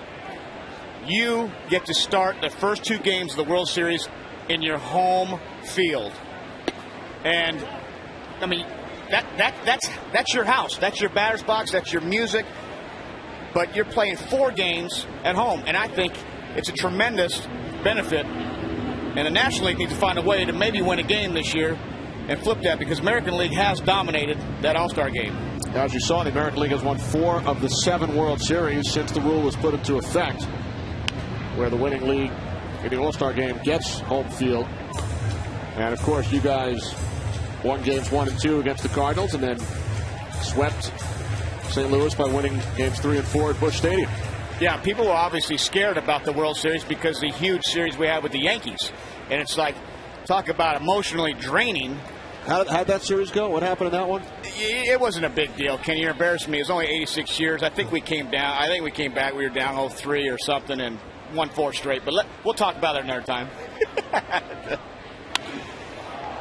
Hinsky, right field, and it drops in front of Francoeur. So the Braves, for the 3rd time in 5 innings, have loaded the bases.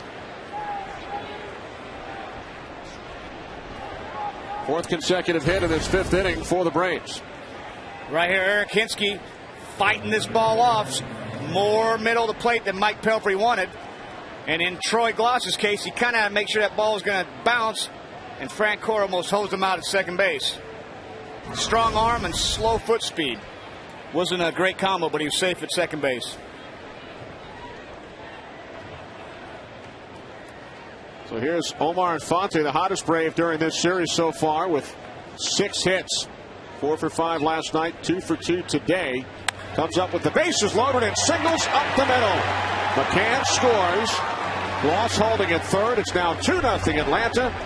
Infante's 24th run batted in and his 7th hit in less than 24 hours. Jerry Manuel out to the mound. That will be all for Mike Pelfrey. Does not finish the 5th for his 3rd consecutive start.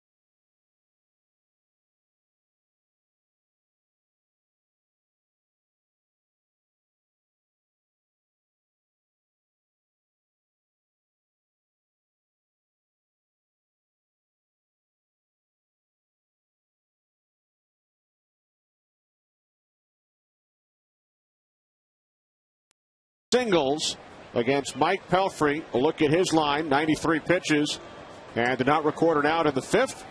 Tim Hudson pitching well for Atlanta. He is on deck as Yunel Escobar steps in. 15 of the 25 batters for the Braves have reached base so far today, including 5 in a row this inning. 39-year-old Elmer Descends out of the bullpen, and Escobar fouls off the first pitch from Descends. 0-1. And I'm sitting up here watching this game, and Mike Pelfrey did not throw that bad. He has a high pitch count, which pitches on a pitcher are like body shots to a boxer. They just keep wearing you down, wearing you down, wearing you down. 93 pitches, obviously, in 4 innings. On the ground to the shortstop, Reyes. Mets turn their 3rd double play. Gloss scores. So the Braves now with 3 runs in the inning as the Mets trade a run for 2 outs. Yeah, Mike's happy about that, but I mean, he really didn't throw the ball that bad today. I mean, I think there's a few balls that he threw around the strike zone that could have gone either way. I thought he had some bad luck. I mean, we had a bunt in the air that went off Ike's glove on a nice try by Ike Davis, and then we had a routine ground ball by Omar Infante to start that inning off that he beat out. But really, he was in a jam. We didn't really see rocket ships. Here's Tim Hudson, and he sends this one over the head of Francoeur into the right field corner. The Braves take a 4-0 lead, an RBI double off the bat of Braves starting pitcher Tim Hudson. Right here, you're going to see a replay here of Tim Hudson, and this is what is so valuable if a pitcher can handle the bat. He helps himself right here, but you see him right here take this breaking ball from Descends down the right field line over the head of Jeff Francoeur, and check him out. He looks hitterish. He's got a nice little leg kick, closes off, hits that ball where he's supposed to right field. And I mean, for years you've seen the Braves pitchers handle the bat, Glavine and Maddox, and they all have a competition with each other, it seems like. But what an asset if you're a starting pitcher and you can swing the bat. His 2nd hit today, his 3rd run batted in of the season. And we heard from Tommy Hanson about that competition at the plate amongst the Braves starting pitchers. Yeah, I mean, they all have their little competitions, but you have to do that because it makes you focus. You know, as a pitcher, you're not just out there throwing, especially in the National League. I mean, you're bunting, you're hitting and running, you're driving runs in, but right now, Tommy Hanson knows, I don't know if he's rooting for him or against him right there. The 0-1 to Martin Prado. Remember, he fouled the ball off his leg back in the 4th inning and was shaken up. As Hanson pumps his left fist. Guess he's rooting for him, right? Kind of a half fist pump. No, you know he's rooting for him. Tommy's a great kid. But in that competition, that's kind of fun. I know Hanson's next start's going to have to drive in 2 now.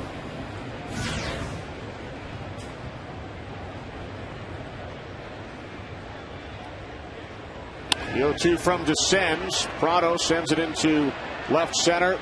And Bay makes the catch on the run to finally end the inning. But the Braves take a 4-0 lead over the Mets.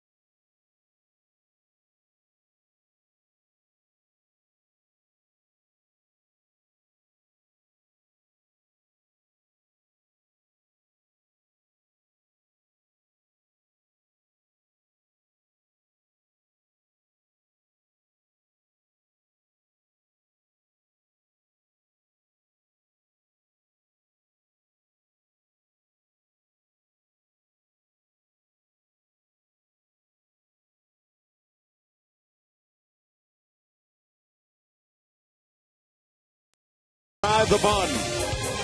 Back at Citi Field, Kenny Albert with Kevin Millar. Braves with 4 runs in the top of the 5th inning off Mike Pelfrey. 13 base hits in the game, 12 singles. Tim Hudson with the only extra base hit for Atlanta. I'll tell you right now, this is a great game right here for Hudson. He's obviously swinging the bat well. Got a bunt single. And he just drove in a big run with a double. He has as many hits as he's allowed.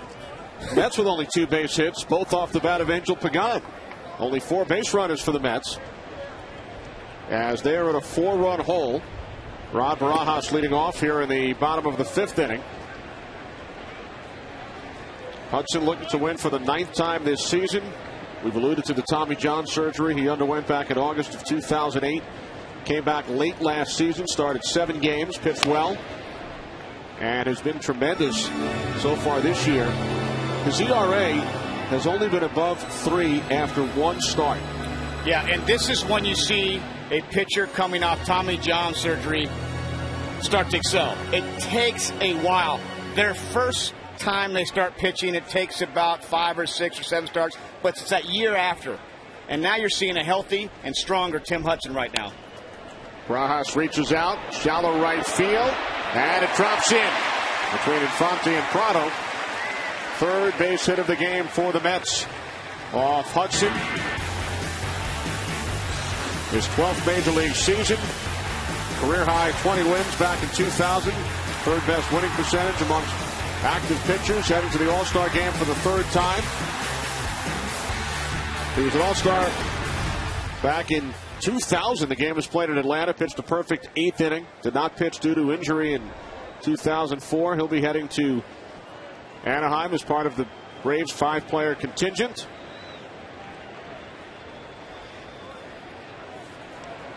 Braves tied with St. Louis for the most All-Star representatives among National League ball clubs. Jason Hayward will be going to Anaheim.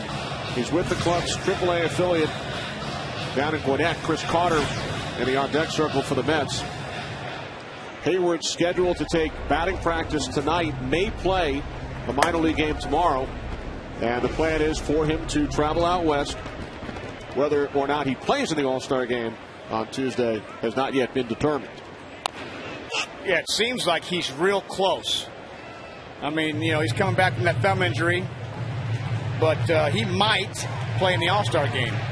And that's good news for Brave fans and for all you baseball fans that want to see Jason Hayward on that stage. I mean, this kid is a talent. Started off the first game of the year, obviously the home run I think he hit off Carlos Zambrano. And when he hit that home run, you heard the crack of the bat in your living room. You're watching that game. 0-2 to Alex Cora, and he pulls it foul off to the right side.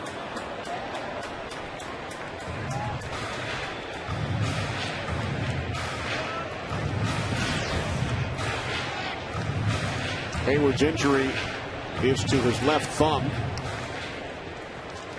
so he's had trouble swinging the bat, but is scheduled to take batting practice later tonight.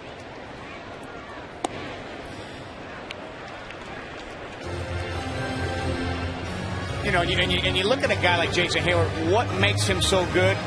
You can't teach a lot of the things that he has, and the first thing that comes is bat speed. I mean, his bat speed is tremendous. You can't teach that. You can work on a few things to be a better hitter, but sometimes you're just blessed with arm speed or bat speed. Line drive is caught by Gloss, and he tags out Barajas. Perfect positioning. Yeah, that would have been a heck of a race right there. Gloss and Barajas doing the shuffle. Let's see right here on this replay right here. Troy Gloss with a great play. And now you got Barajas thinking, whoop. Troy said, come on now. Nice play by Troy Gloss. That's the 5th double play in the last 3 innings. The Mets have turned 2 in the 3rd, the 4th, and the 5th. And it's the 2nd double play in 2 innings turned by the Braves. So with 2 away, Jesus Feliciano will pinch hit for Elmer Descends. Feliciano called up by the Mets last month after 1,293 games in the minor leagues. Isn't that awesome? I mean, yeah, that's going to be a guy that appreciates to be here every day, grinding out in the minor leagues. Right back to the pitcher, Hudson. And that will do it for the Mets in the fifth. They go quietly. Braves lead 4-0.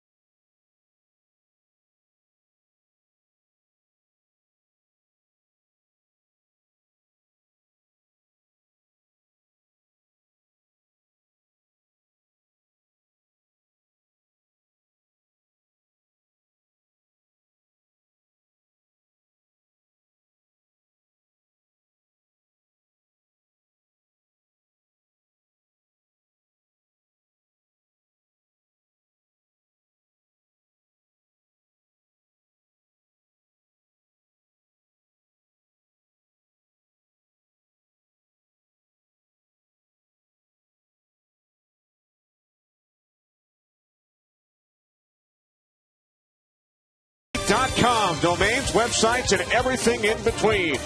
By Verizon, own the airwaves. The signal is yours. Verizon, rule the air. And by Chevrolet, every model is backed by a 100,000-mile, 5-year powertrain limited warranty. Braves lead the Mets 4-0, 4 runs, 13 hits, 1 error. Mets, no runs, only 3 hits, and no errors. Third pitcher of the game for New York is 35-year-old left-hander Hisanori Takahashi, making his 25th appearance. He has started 9 games for the Mets this season. Now working out of the pen. Mike Pelfrey, the starter, pitched into the 5th, allowed 4 runs on 12 hits, allowed 15 base runners. Elmer Descends allowed 1 hit in 1 inning of work, and now it's Takahashi to face the 2, 3, and 4 hitters in the Braves batting order, Cabrera, Jones, and McCann. Braves began the 5th inning with 5 consecutive base hits. And how about the bottom of the order for Atlanta, Kevin? The 7, 8, and 9 hitters have gone 7 for 8 today. And that's including Tim Hudson. There's no DH, and what you just said, he's got 2 of those hits. They've done a great job. I mean, Omar Infante, I'm not kidding you. The Mets are going to give up anything to get him over there if he keeps this up. Melky Cabrera is 0 for 3 today. He is the only Brave starter who has not reached base. But he did hit the go-ahead home run last night in the 7th inning off R.A. Dickey. And we're going to be on a last-name basis with Takahashi.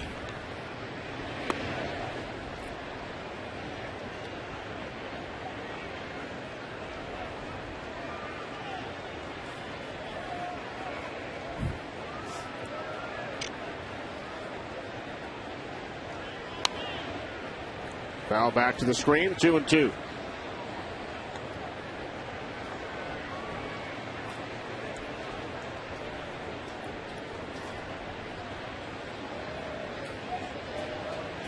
Must be such a nice thing to be a switch hitter. You know, Melky Cabrera switches over here on the right side now. You never have to worry about that curveball or slider going away from you. And Melky this season, coming into this game, same exact batting average from the left and the right.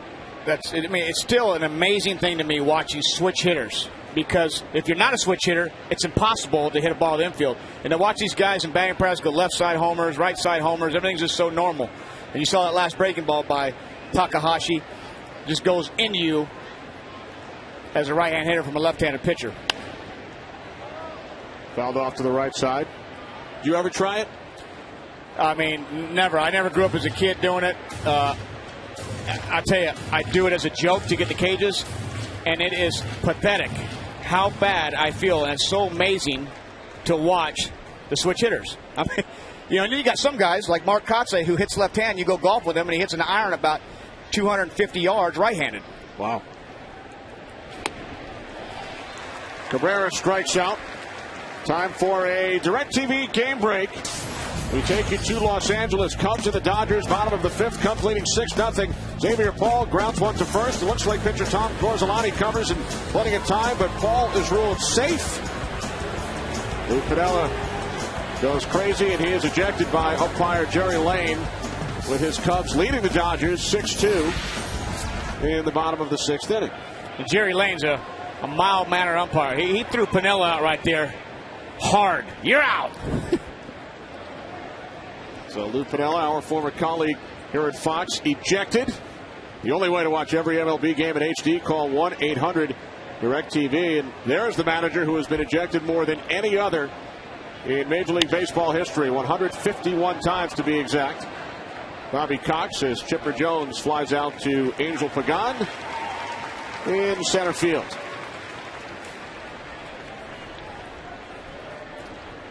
Most ejections among active managers. No one else even close. There's a lot of wins on that list, though.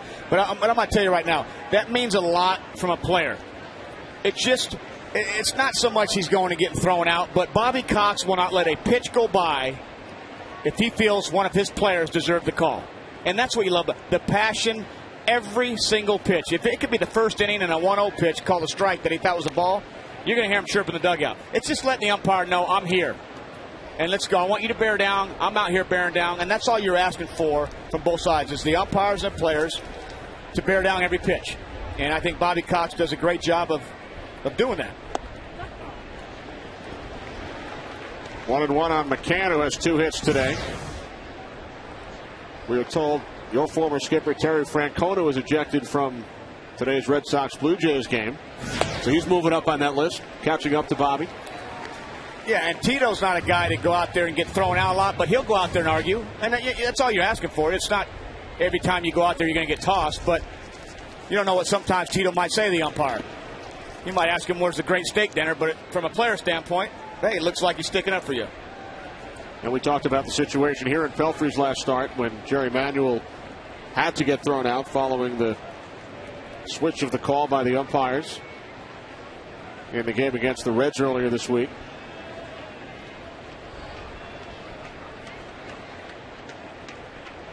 2-2 from Takahashi, and McCann fouls it off. I think that's what drives a manager crazy more than anything, is when the umpires get together and then they reverse the call. Right or wrong, it just seems like that's when you see the other coach run out there and you know he's getting tossed. And they probably got that one right, but the problem Jerry had was that the call was made by the second base umpire on a play that was so close, a pitch just grazing off the jersey of Scott Rowland. His feeling was, how does the second base umpire see it if the home plate umpire did not think that was the case? Right. There's so many calls that you need to get help, but it doesn't matter sometimes from the manager standpoint, is that's not your call. Here's Takahashi to Davis, and the Braves go 1-2-3 in the sixth.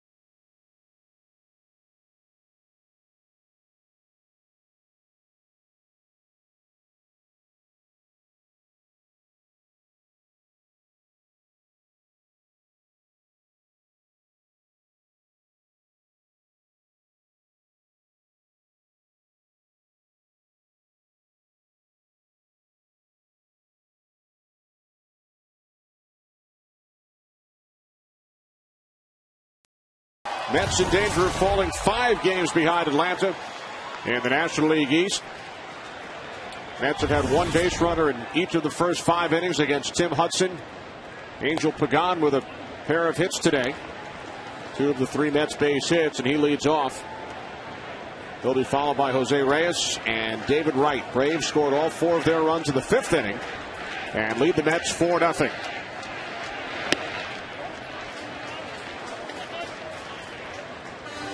Mets will go on an 11-game West Coast road trip following the All-Star break. 4 in San Francisco, 3 in Arizona, and 4 against the Dodgers in Los Angeles. Mets 6 games under the 500 mark on the road. 29-15 here at home.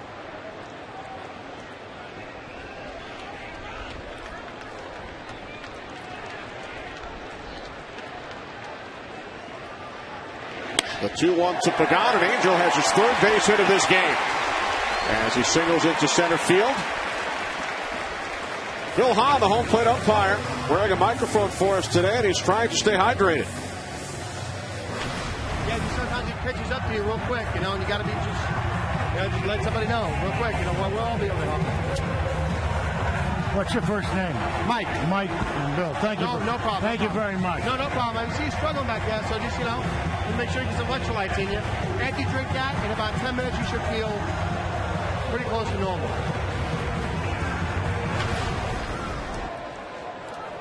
Bill Hahn in his 22nd Major League season, chatting with Mets assistant trainer Mike Herbst.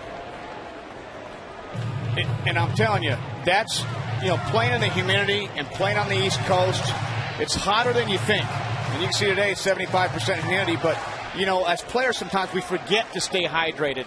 You have to drink your fluids on day games. You get to St. Louis and these hot places in the summertime where that sun's just pounding. It's tough. And you can see right there Bill Hahn, he was a little dehydrated and he was struggling. And that's a big key. It's more important than we think. And the trainers always are pounding that in our heads, is to stay hydrated. Drink fluids before the game, not just when you're thirsty. 0-1 on Reyes. Pagan, following his 3rd hit, takes his lead off first. Pagan goes, Reyes swings, and it's fouled off to the left side. How do you feel right now? We're about to do our open before the game live. First time you've done the open live, you said, I feel like I'm stepping in the box right now against Randy Johnson. I was a nervous wreck. Doing something live, like I said, it's just something you need reps. And it being the first time, I was sweating. My palms were sweating. It was like my first big league at bat. But it's one of those things that, like anything, I'm comfortable down there in the locker room. And Joe Buck last week was saying to me, me and Tim McCarver, we like to get in and get out. And there you are, hugging and dancing and talking.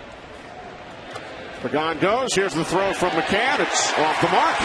And Pagan has his 2nd steal today, his 19th of the season. But he goes, we like to get in and get out. And there you are, jumping around with all the players. I said, yeah. And then we're up here, and with this headset on, I'm a nervous wreck. This is your comfort zone. So it's a lot of fun, though, and you guys make it real easy. And, I love the game. And I want to be around the game, be a part of the game. And this is the next closest thing for the time being. 1 ball, 2 strike count. Mets with a runner in scoring position. Pagan takes his lead off second. And the 1-2 from Hudson. Another foul. And we were down in both clubhouses before the game, and you've played with guys on both sides. Derek Lowe, Rod Barajas. We chatted with both managers. Is it a strange feeling now? You did play only last season. Is it strange to go down in the clubhouse? It is, because the whole credentials, like I was going back in to get Barajas. He goes, sir, you can't go in the batting cage. I was like, yeah, I can.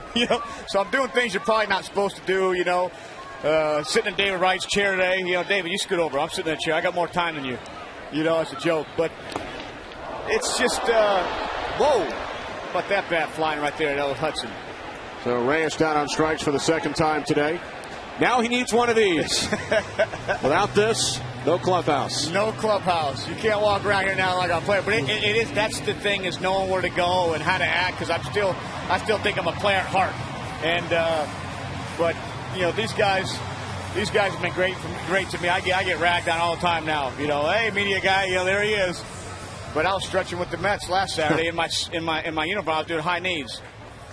Crossed over to the other side, the dark side now, right? That's right. But it's neat to see the game this way also. I think every player should experience something like this because it's different. You see everything. You see the hustling. You see hustling off the field, on the field after the third out. And sometimes as a player, you don't realize all eyes are on you. And, we talked about Barajas sliding into second base early in the game, finishing out the play, being a professional, looking like a professional. So, and here's a guy who's a professional hitter right here at the box, has a chance to put the Mets right back in this game. David Wright 0 for 2 today. Is flying out twice to the right fielder Infante. Ike Davis waiting on deck. Runner on second, Pagan. Braves lead the Mets 4-0, bottom of the 6th inning. Did you see, having Reyes, that last at bat, we got Pagan's on second base, nobody out, and he's got to hit from the right side. There's a situation, if he's hitting from the left side, does he pull a bunt with him? Does he hit a ground ball at second base? Now you got Pagan on third base with less than 2 outs with right hitting. Another pitch in the dirt, now 3-0.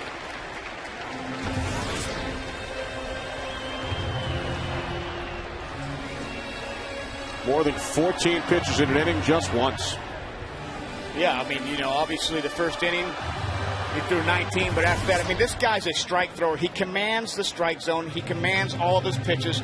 Right here might be getting a little too cute with the breaking ball. You got a 4-1 lead in a big ballpark. Go with your number one. Your fastball is your best pitch. Locate it, try to get a ground ball and get out of this inning. I think he's gotten cute the last couple pitches, but this guy has it. Some players just have it. He's 5'10", 160 pounds soaking wet. And this guy, when he's on that mound, has it. And you don't know what it is, but it's just that baseball mentality. He understands how to get hitters out, and he's a student of the game. He misses inside with that pitch, so Wright draws a 4-pitch walk. Second walk issued by Hudson. Mets have runners on first and second with only 1 out. Major League Baseball's All-Star Game celebration begins Monday night with the Home Run Derby on ESPN. Then on Tuesday afternoons, the Red Carpet Show on MLB Network. It's all leading up to the 2010 Major League Baseball All-Star Game on Tuesday night at 8 Eastern, 5 Pacific, right here on Fox.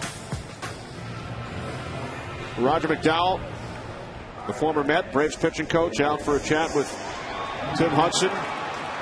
We're both heading out west. We'll be involved in the 3D telecast of the All-Star Game on Tuesday. When you think back, I know you never played in the All-Star Game, but what are some of your biggest All-Star memories? I'll tell you what, I love the All-Star Game itself. Home Run Derby's a blast. I think it's a little too long at times. You wait for that final round.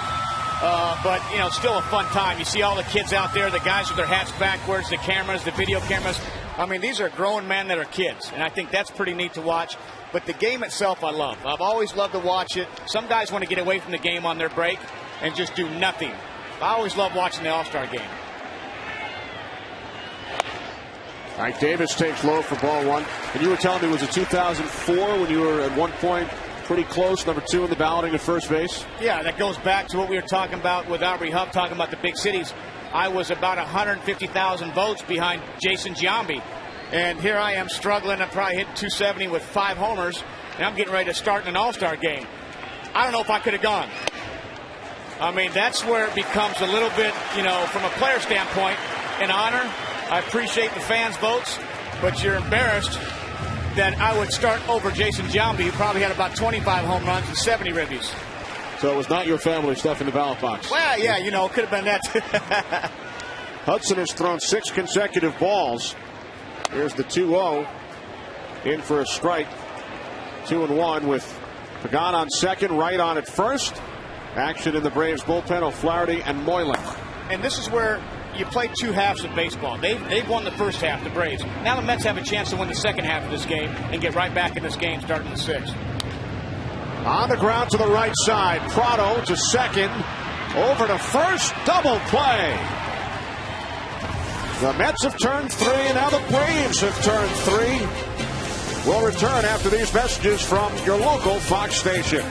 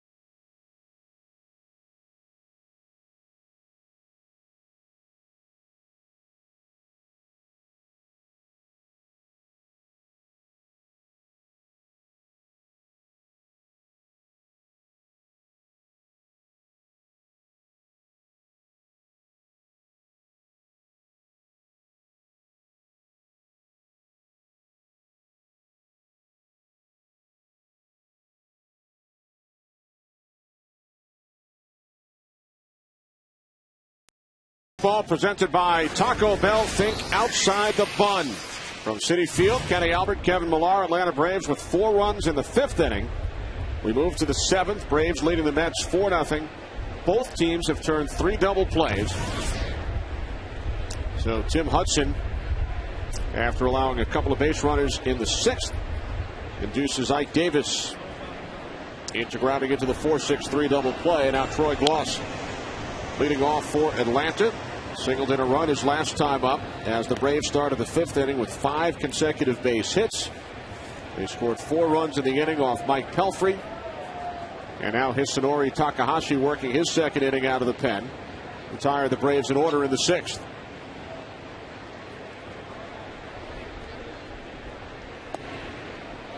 Final game prior to the All-Star break for these clubs tomorrow. Derek Lowe will take the mound for Atlanta against Johan Santana, who homered in his last start on Tuesday night. Tremendous at bat, by the way. Not just a home run. I think it was a 10-pitch at bat, fouling off fastball, and hit a changeup. That's the first thing I said to him today.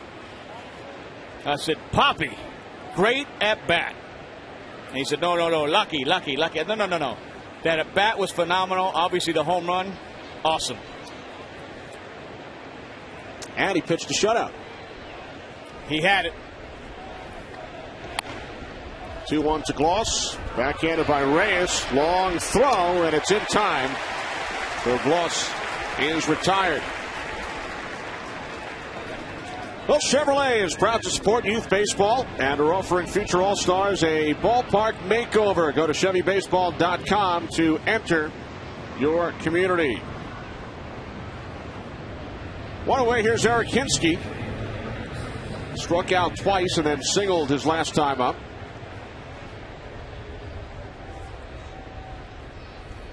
Oh, excuse me, it's Matt Diaz who will pinch hit for Hinsky against the left-hander Takahashi. So Diaz, who is 2 for 12 as a pinch hitter this season, and now David Wright over for a word with his pitcher.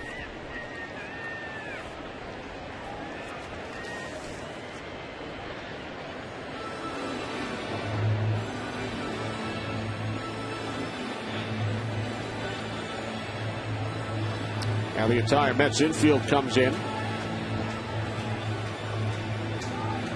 And Jerry Manuel out for a visit.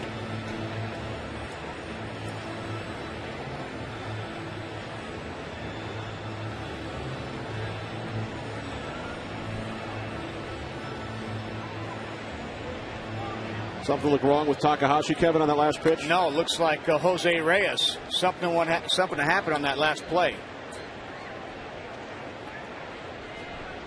It looks like he doesn't want to tell anybody, and David Wright said, no. He called time and went to the mound and called Jerry Manuel out there. Reyes, of course, has been playing with that sore oblique.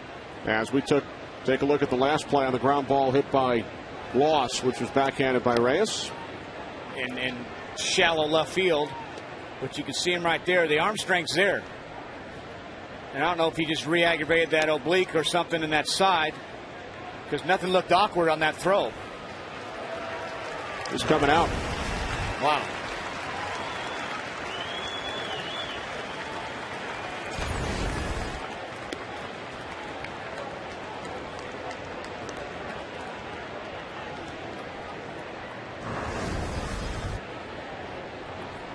And Jerry Manuel pointing back towards David Wright in a show of appreciation for letting him know.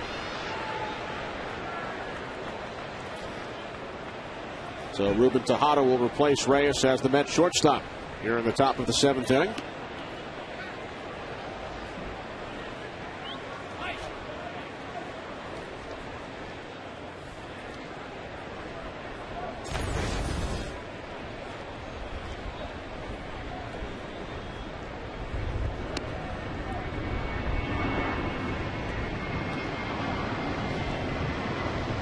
You can see him right there wince a little bit on that throw.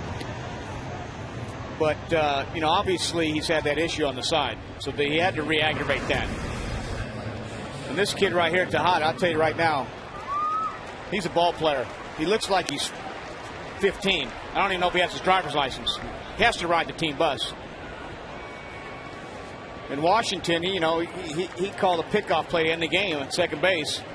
And talking with Jerry Manuel, he said this kid doesn't do a whole lot, doesn't have the arm, the speed and the power and all that. He says he's a baseball player. That was his exact quote. He's a baseball player. He likes him. Has great instincts. Tejada called up when the Mets placed Luis Castillo on the disabled list. First pitch to the pinch hitter Diaz, in for a called strike, 0-1. Diaz batting just .198 this season, 2 for 12 as a pinch hitter. The right-hander facing the left-handed Takahashi, and he sends it to deep left field, and it's off the wall, fielded by Jason Bay, and the ball hops away from Cora, so Diaz in with a double.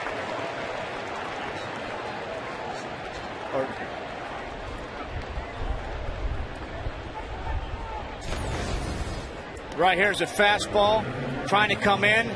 And Diaz had a nice swing on that ball right there, pulling his hands inside, and thought he hit a home run, and so did I.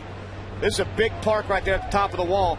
But it's funny because Bra starts him off with a slow 62-mile-an-hour curveball and then tries to come in with the fastball, and Diaz hitting off the top of the wall with Bay making a great throw and almost getting him at second base. That's a nice play by Jason, not giving up on that. So a pinch double for Diaz. There is Infante, who has been impossible for the Mets to retire. 4 for 5 in last night's game, 3 for 3 today, as he gets ready to take part in the All-Star game in Anaheim on Tuesday. He's showing his credentials for the All-Star game.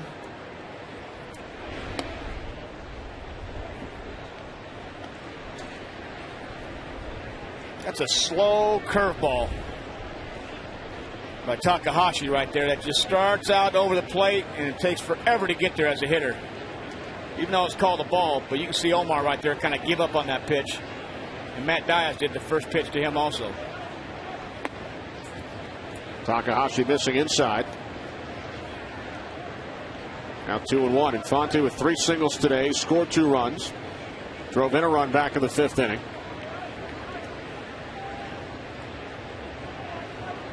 Braves scored 4 in the 5th, looking to add to their lead here in the 7th.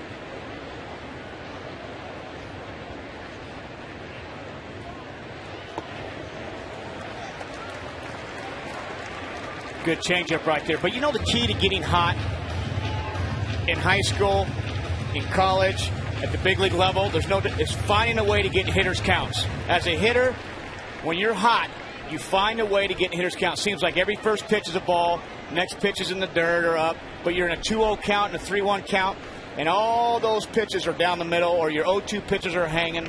And when you're cold, you cannot buy a pitch on that white part of the plate. Seems like every 2-0 pitch is off the plate. David Wright looking Diaz back to second. Throws across the diamond to retire Infante. That's a victory. They just got him out. They got Omar Infante out. But, you know, going back to what I'm saying is that as a hitter, at times you become a victim of good pitches. You'll go through 10 days, it seems like you just didn't get a pitch to hit. You'll run through a buzzsaw and run into Tim Hudson and Tommy Hanson, and then have to go over there and get Ubaldo Jimenez your next game. And that's the difference at this level. It's just when they execute their pitches, you're going to be cold. Now with first base open, the Mets will intentionally walk Escobar and pitch to Hudson, who has 2 base hits today. Yeah, I'm not sure if I make this move right here. Hudson's first hit, he popped a bunt up into the air with runners on first and second. Ike Davis attempted to make a diving catch, but it deflected off his glove.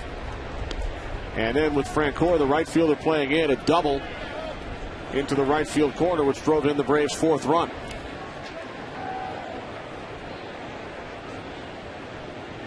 We heard from Tommy Hanson earlier. We check out their career numbers at the plate. Hanson with a base hit last night, has 5 this season. Hudson with 2 today, now has 11 base hits in 2010. Hudson looks like he's slaughtering that, but he's got more bats, obviously. Hudson takes ball 1 from Takahashi. This is where the game in the National League is so much different, more different than the American League. You're pitching to 7.5 hitters. You know, you can walk the 8 hitter and get right to a pitcher in the 9 hole with the base open. We mentioned Hudson actually pinch hit in last night's game in the 8th inning and executed a successful sacrifice. He's had some fun at the plate here in New York. I'm telling you, he's an athlete.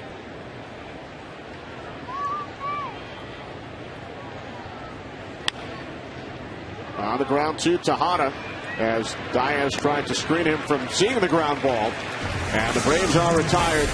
7th inning stretch time here in New York. 4-0 Atlanta.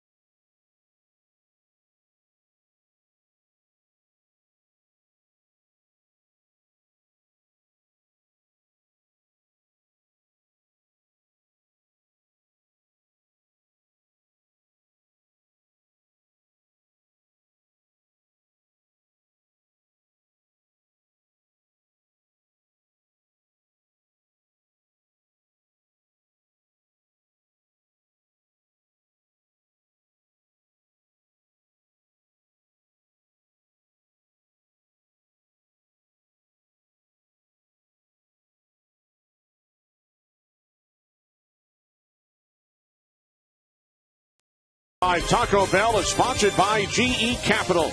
By Lowe's. Lowe's, let's build something together. And by New Gillette Odor Shield Antiperspirant. Help eliminate odor. Don't just cover it up. Bottom of the 7th inning here at Citi Field as the Braves look to win their 2nd straight in New York. They lead the Mets 4-0. Jason Bay leading off against Tim Hudson. Matt Diaz remains in the game in left field for Atlanta after pinch hitting for Eric Hinsky.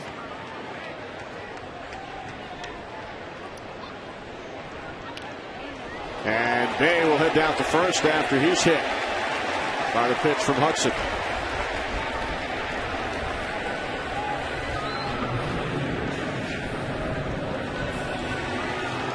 And I'm not questioning. Well, I guess I am. But right there, the first 2 pitches you're throwing breaking balls. You're Tim Hudson. You got a 4-1 lead. Once again, the 7-8 leadoff hitter. What's the matter with pound the strike zone with your heater? Get ahead or what happens? You know, I mean, there hasn't been a whole lot of hard hit balls off him. But here we go. You know, that's Tim knows better than I do. But that's something that I'm just looking at from up here. Mets have the leadoff man on against Hudson for the 4th consecutive inning with Jeff Francoeur at the plate on the 1-year anniversary of the trade of Francoeur by his hometown Braves to the New York Mets in exchange for Ryan Church, and his career has certainly been rejuvenated here in New York. Really has. He stepped in here. I think he's hit about 285 since the trade for the last year. It's been a big factor in that clubhouse for the Mets. Charging is Jones. Mets stay out of the double play. Braves have already turned 3. Francoeur is retired. Bay moves to second. Double plays in each of the last 3 innings turned by Atlanta. In the 4th, Jason Bay grounding into the 6-4-3. Then in the 5th, Alex Cora lines out to Troy Gloss, who applies the tag on Ron Barajas. And in the 6th, Knight Davis at the plate, the inning ending 4-6-3.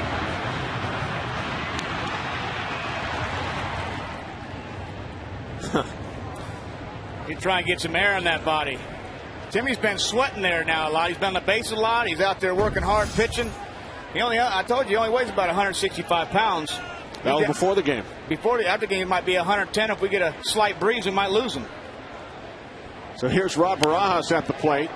He swings at the first pitch and flies out to the right fielder Infante. So Bay returns to second. The Mets are 0 for 7 today with runners in scoring position. 0 for 12 with runners on base. And over the last 3 games, Kevin, with runners in scoring position, Jerry Manuel's club 1 for 25. That's tough. You'll go through spells like that as a group, but it just seems like no one get that big hit. But when you do, when you start rolling, you get a big W. Then all of a sudden you're going to go 21 for your next 30 with runners in scoring position. That's why they call it an average for a reason. They just need to fight through and find a way to get back in this game. Here's Alex Cora with 2 away. Chris Carter has come out into the on-deck circle should Cora reach. Cora is 0 for 2. 0 for his last 7 overall. Bay takes his lead off second. 2 outs, bottom of the 7th inning. Braves lead the Mets 4-0.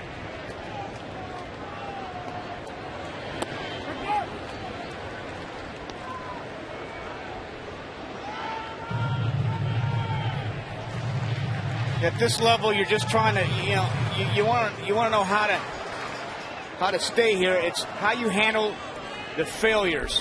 How do you handle getting out 350 times out of your 500 bats? It's not all the hits, but you get out 350 times if you're getting up 500 times. And so how do you handle yourself during those times? Okay, the team's 1 for 25 in the last few games. It's runners in scoring position. How do you handle those times?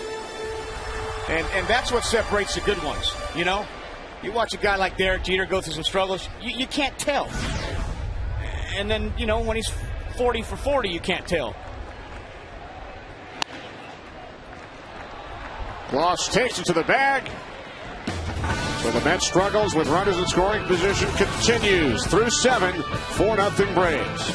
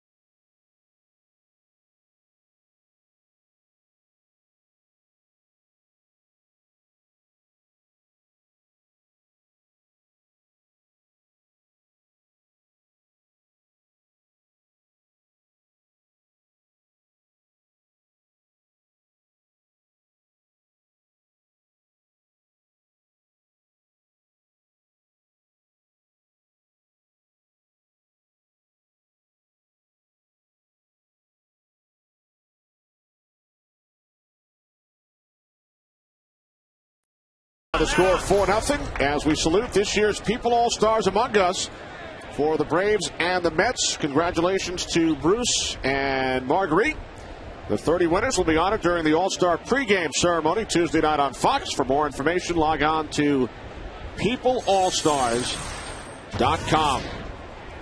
Top of the order for the Braves, Martin Prado takes strike one from Hisanori Takahashi, working his third inning of relief for the Mets.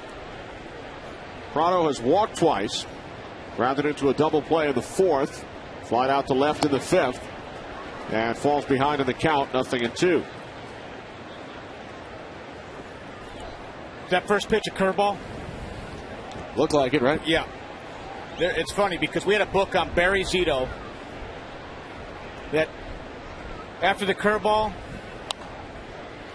there's a percentage, whatever it is, here comes the changeup. You know, there's certain sequences, but that was a nice second pitch by Takahashi because he goes curveball. Maybe as a hitter, you're sitting on the fastball and you saw Prado out front on the changeup. So curveball changeup's a nice sequence if you have that package for a left-handed pitcher.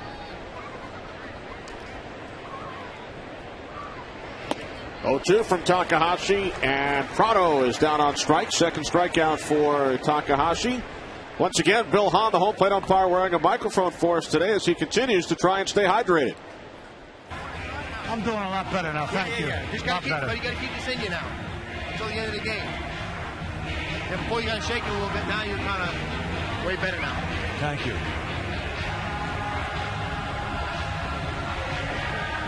Hey, Tom, you got plenty of time. I'm surprised you lost a lot of. I mean, it wasn't really all that high. No, I don't know what the hell happened to me. I haven't had this happen to me in 15, 20 years.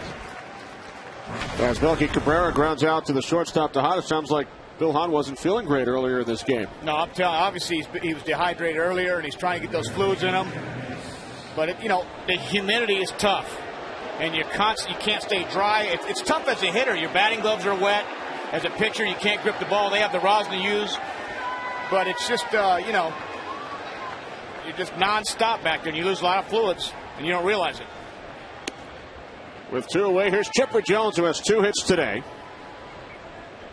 432 career home runs. Passed Cal Ripken earlier this week. They had been tied. Chipper now in 38th place on the all-time home run list. He has also made statements about this potentially being his last season, although he said he would not address the issue again until after the season. Bobby Cox's last year. Billy Wagner has said that he might not come back next year. And in Kevin Millar's mind, the Braves are going to win the World Series. Might be a going-away party for everybody. But I think that's the biggest thing as a player when you get in these late 30s is you don't know when to call it quits. But the game, it's a little faster. Your bat speed's a little slower. I mean, I felt good. My heart was 15 years old, but I knew that 95 was by me, and I'm having to start to try to cheat to get to certain pitches. And now I'm susceptible to the breaking pitches and the away pitches. So that was the biggest thing personally was, you know, when is this game by me? And I think Chipper being such a stud for all the years he's played, and you look at all these numbers that he's put up, and, you know, he doesn't feel comfortable hitting 253 with 6 and 33. You know, when we're going in the All-Star break, when have you seen him with 6 home runs at the All-Star break on pace to driving 60? He shoots this one into shallow center. Backpedaling to make the catch is the second baseman, Cora. And the Braves are retired in order on a hot Saturday in New York. Middle of the 8th. Stay cool, Bill.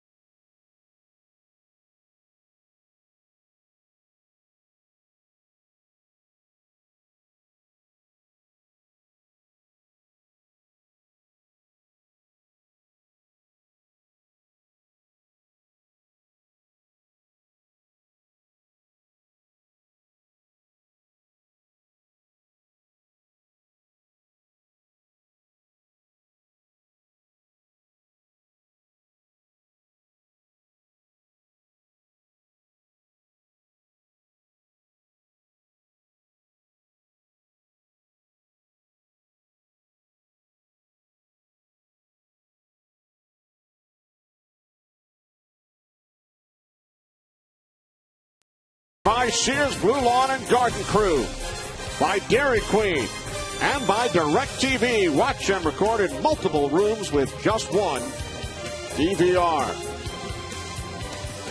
Bottom of the 8th inning here at Citi Field with the Braves leading the Mets 4-0. Atlanta scoring all 4 of their runs in the top of the 5th inning. Mets had sent Josh Thole out as a pinch hitter for Hisanori Takahashi, and now Bobby Cox out to the mound. So Tim Hudson, 7 scoreless innings here in New York. He will exit.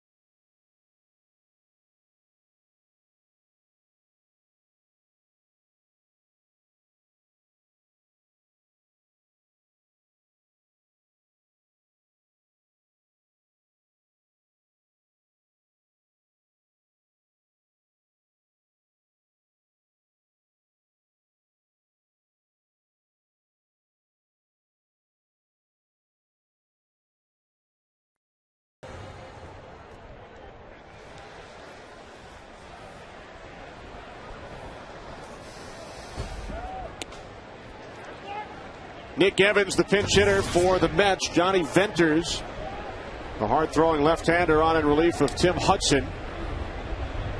Evans called up yesterday, 15 home runs with Double-A Binghamton. And he grounds out to the shortstop, Escobar.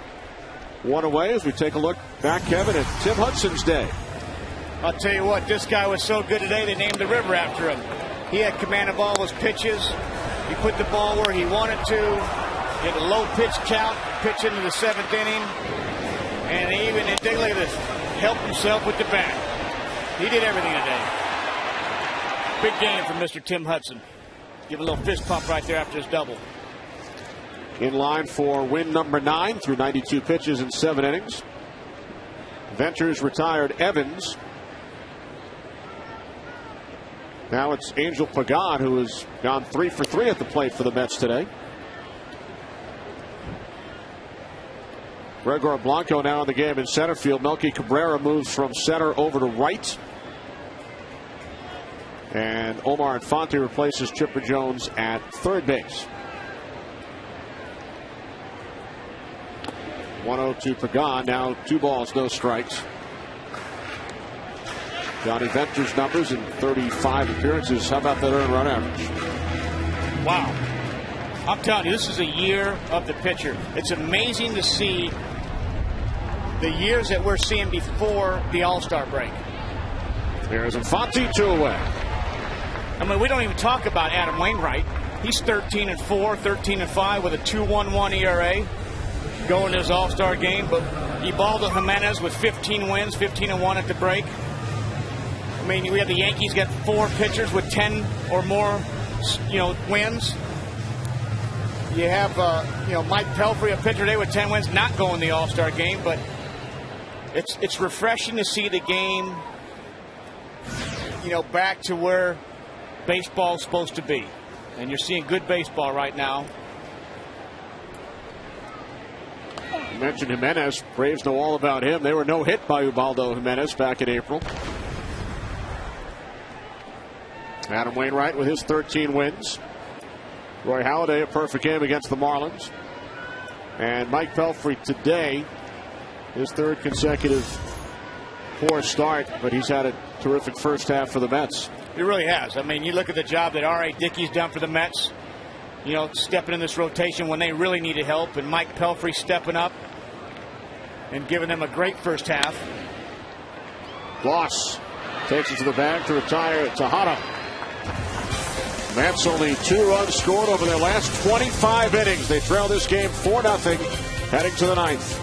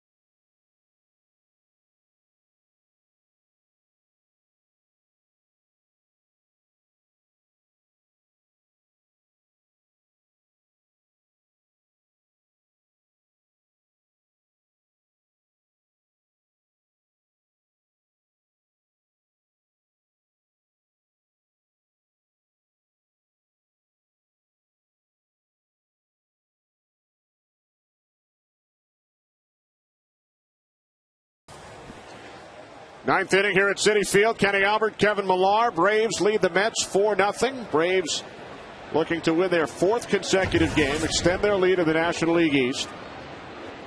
They've already won a league-high 51 games. Brian McCann leading off against the 4th Mets pitcher of the game. The right-hander Fernando Nieve making his 37th appearance. Nieve will turn 28 years of age on Thursday. Hisanori Takahashi pitched the last 3 innings, allowed only 1 base hit. Starter Mike Pelfrey pitched into the 5th, allowing 4 runs on 12 base hits, 11 singles. And there's Billy Wagner, the former Met, up and throwing in the Braves pen.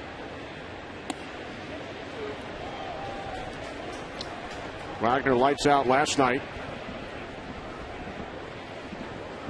as the Braves won the series opener 4-2. Remember, we were talking about bat speed with Jason Hayward. You just can't teach it. Billy Wagner, 5'9", arm speed. You just can't teach it. Why does he throw 100? McCann down on strikes. Well, next week on Fox Saturday Baseball, Evan Longoria and the Rays head to the Bronx to take on the Yankees. Many of you will see Albert Pujols and the Cardinals battle the Dodgers. Fox Saturday Baseball, presented by Taco Bell, returns next week at 4 Eastern, 1 Pacific on Fox. Check local listings for the game and start time in your area. And, of course, this Tuesday night, the Major League Baseball All-Star Game right here on Fox. Troy Gloss An RBI single back in the 5th inning when the Braves pieced together 5 consecutive base hits. They scored 4 runs to knock out Mike Pelfrey after they had stranded 8 base runners over the first 4 innings.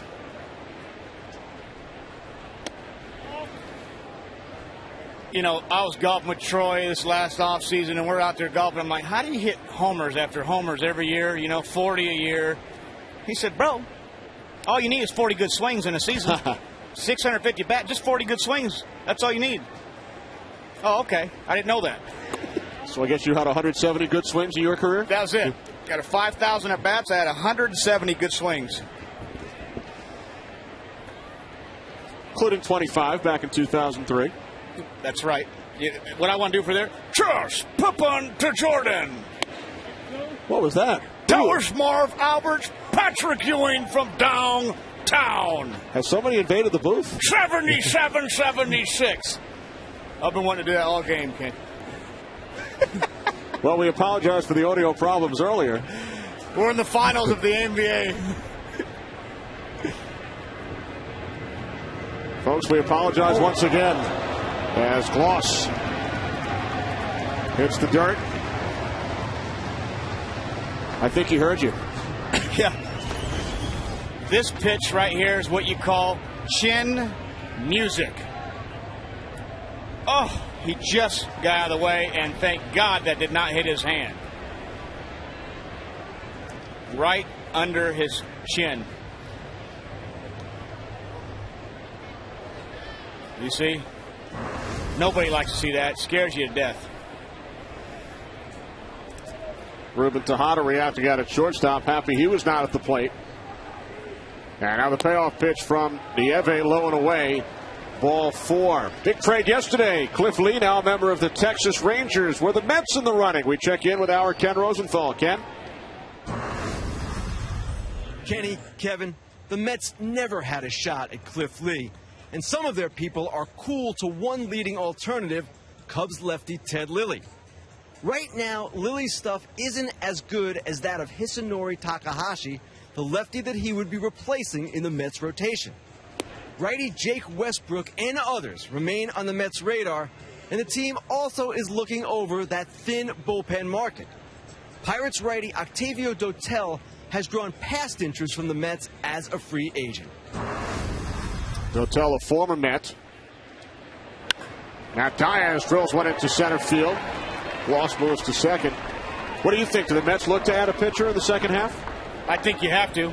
I think it just gives you more of a security blanket if this team's going to build to obviously go to the postseason. You want to be able to match up with others, 1, 2, 3s, and 4s, because in that 5-game series you can't have enough starting pitching. And a guy like Ted Lilly, I'll tell you one thing about Ted Lilly. His stuff might not be 100% right now, but he competes. You know, in the little time I was with him in spring training this year and him throwing against the teams that I played on, I mean, he competes. He gives you everything he has every night.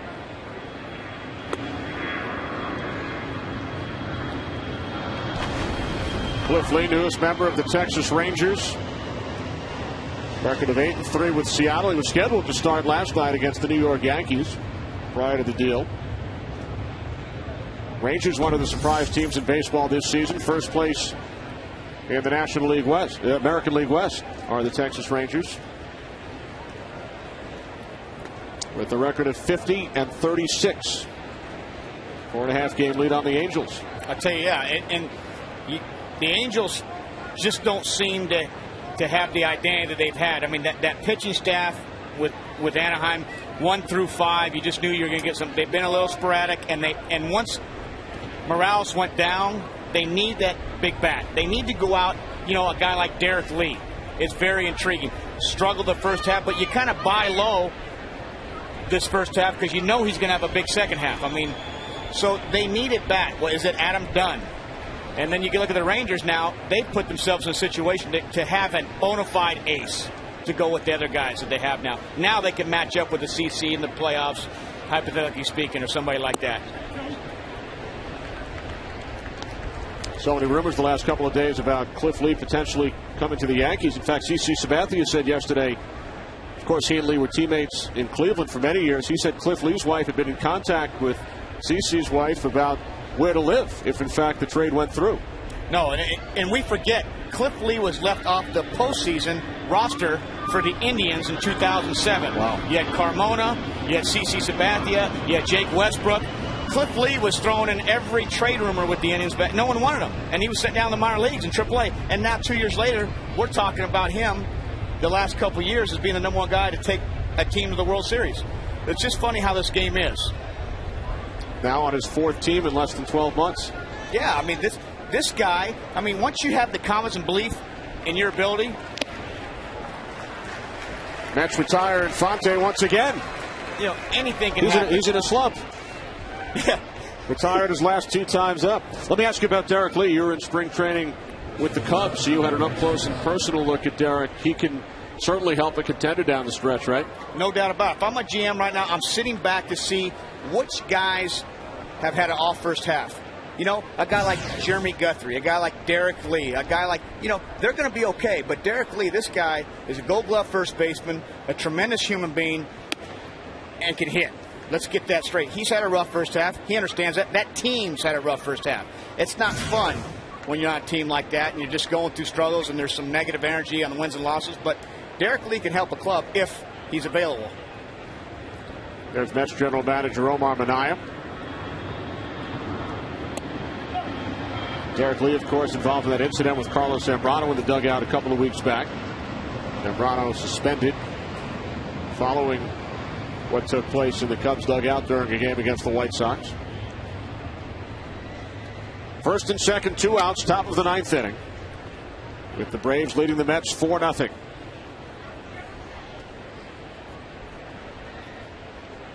Lost the runner on second, and Diaz over at first.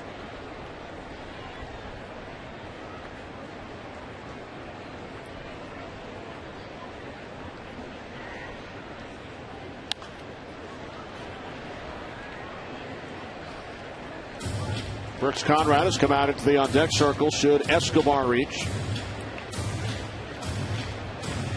Braves with 4 runs on 15 base hits. Mets no runs, only 4 hits. Angel Pagan has 3 of the 4.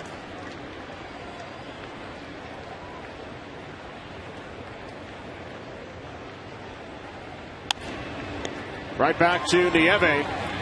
We head to the bottom of the 9th in New York, with Wright, Davis, and Bay due up for the Mets. They trail by 4.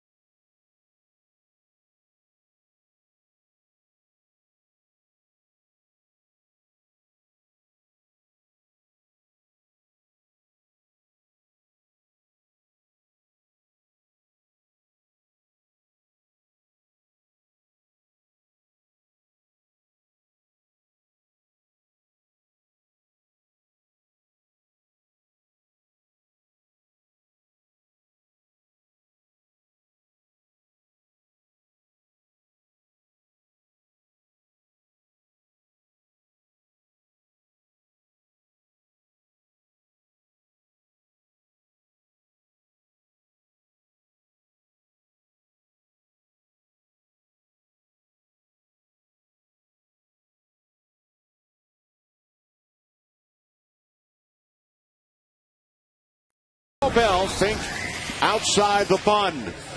Bottom of the ninth inning here at Citi Field with the Braves leading the Mets 4-0.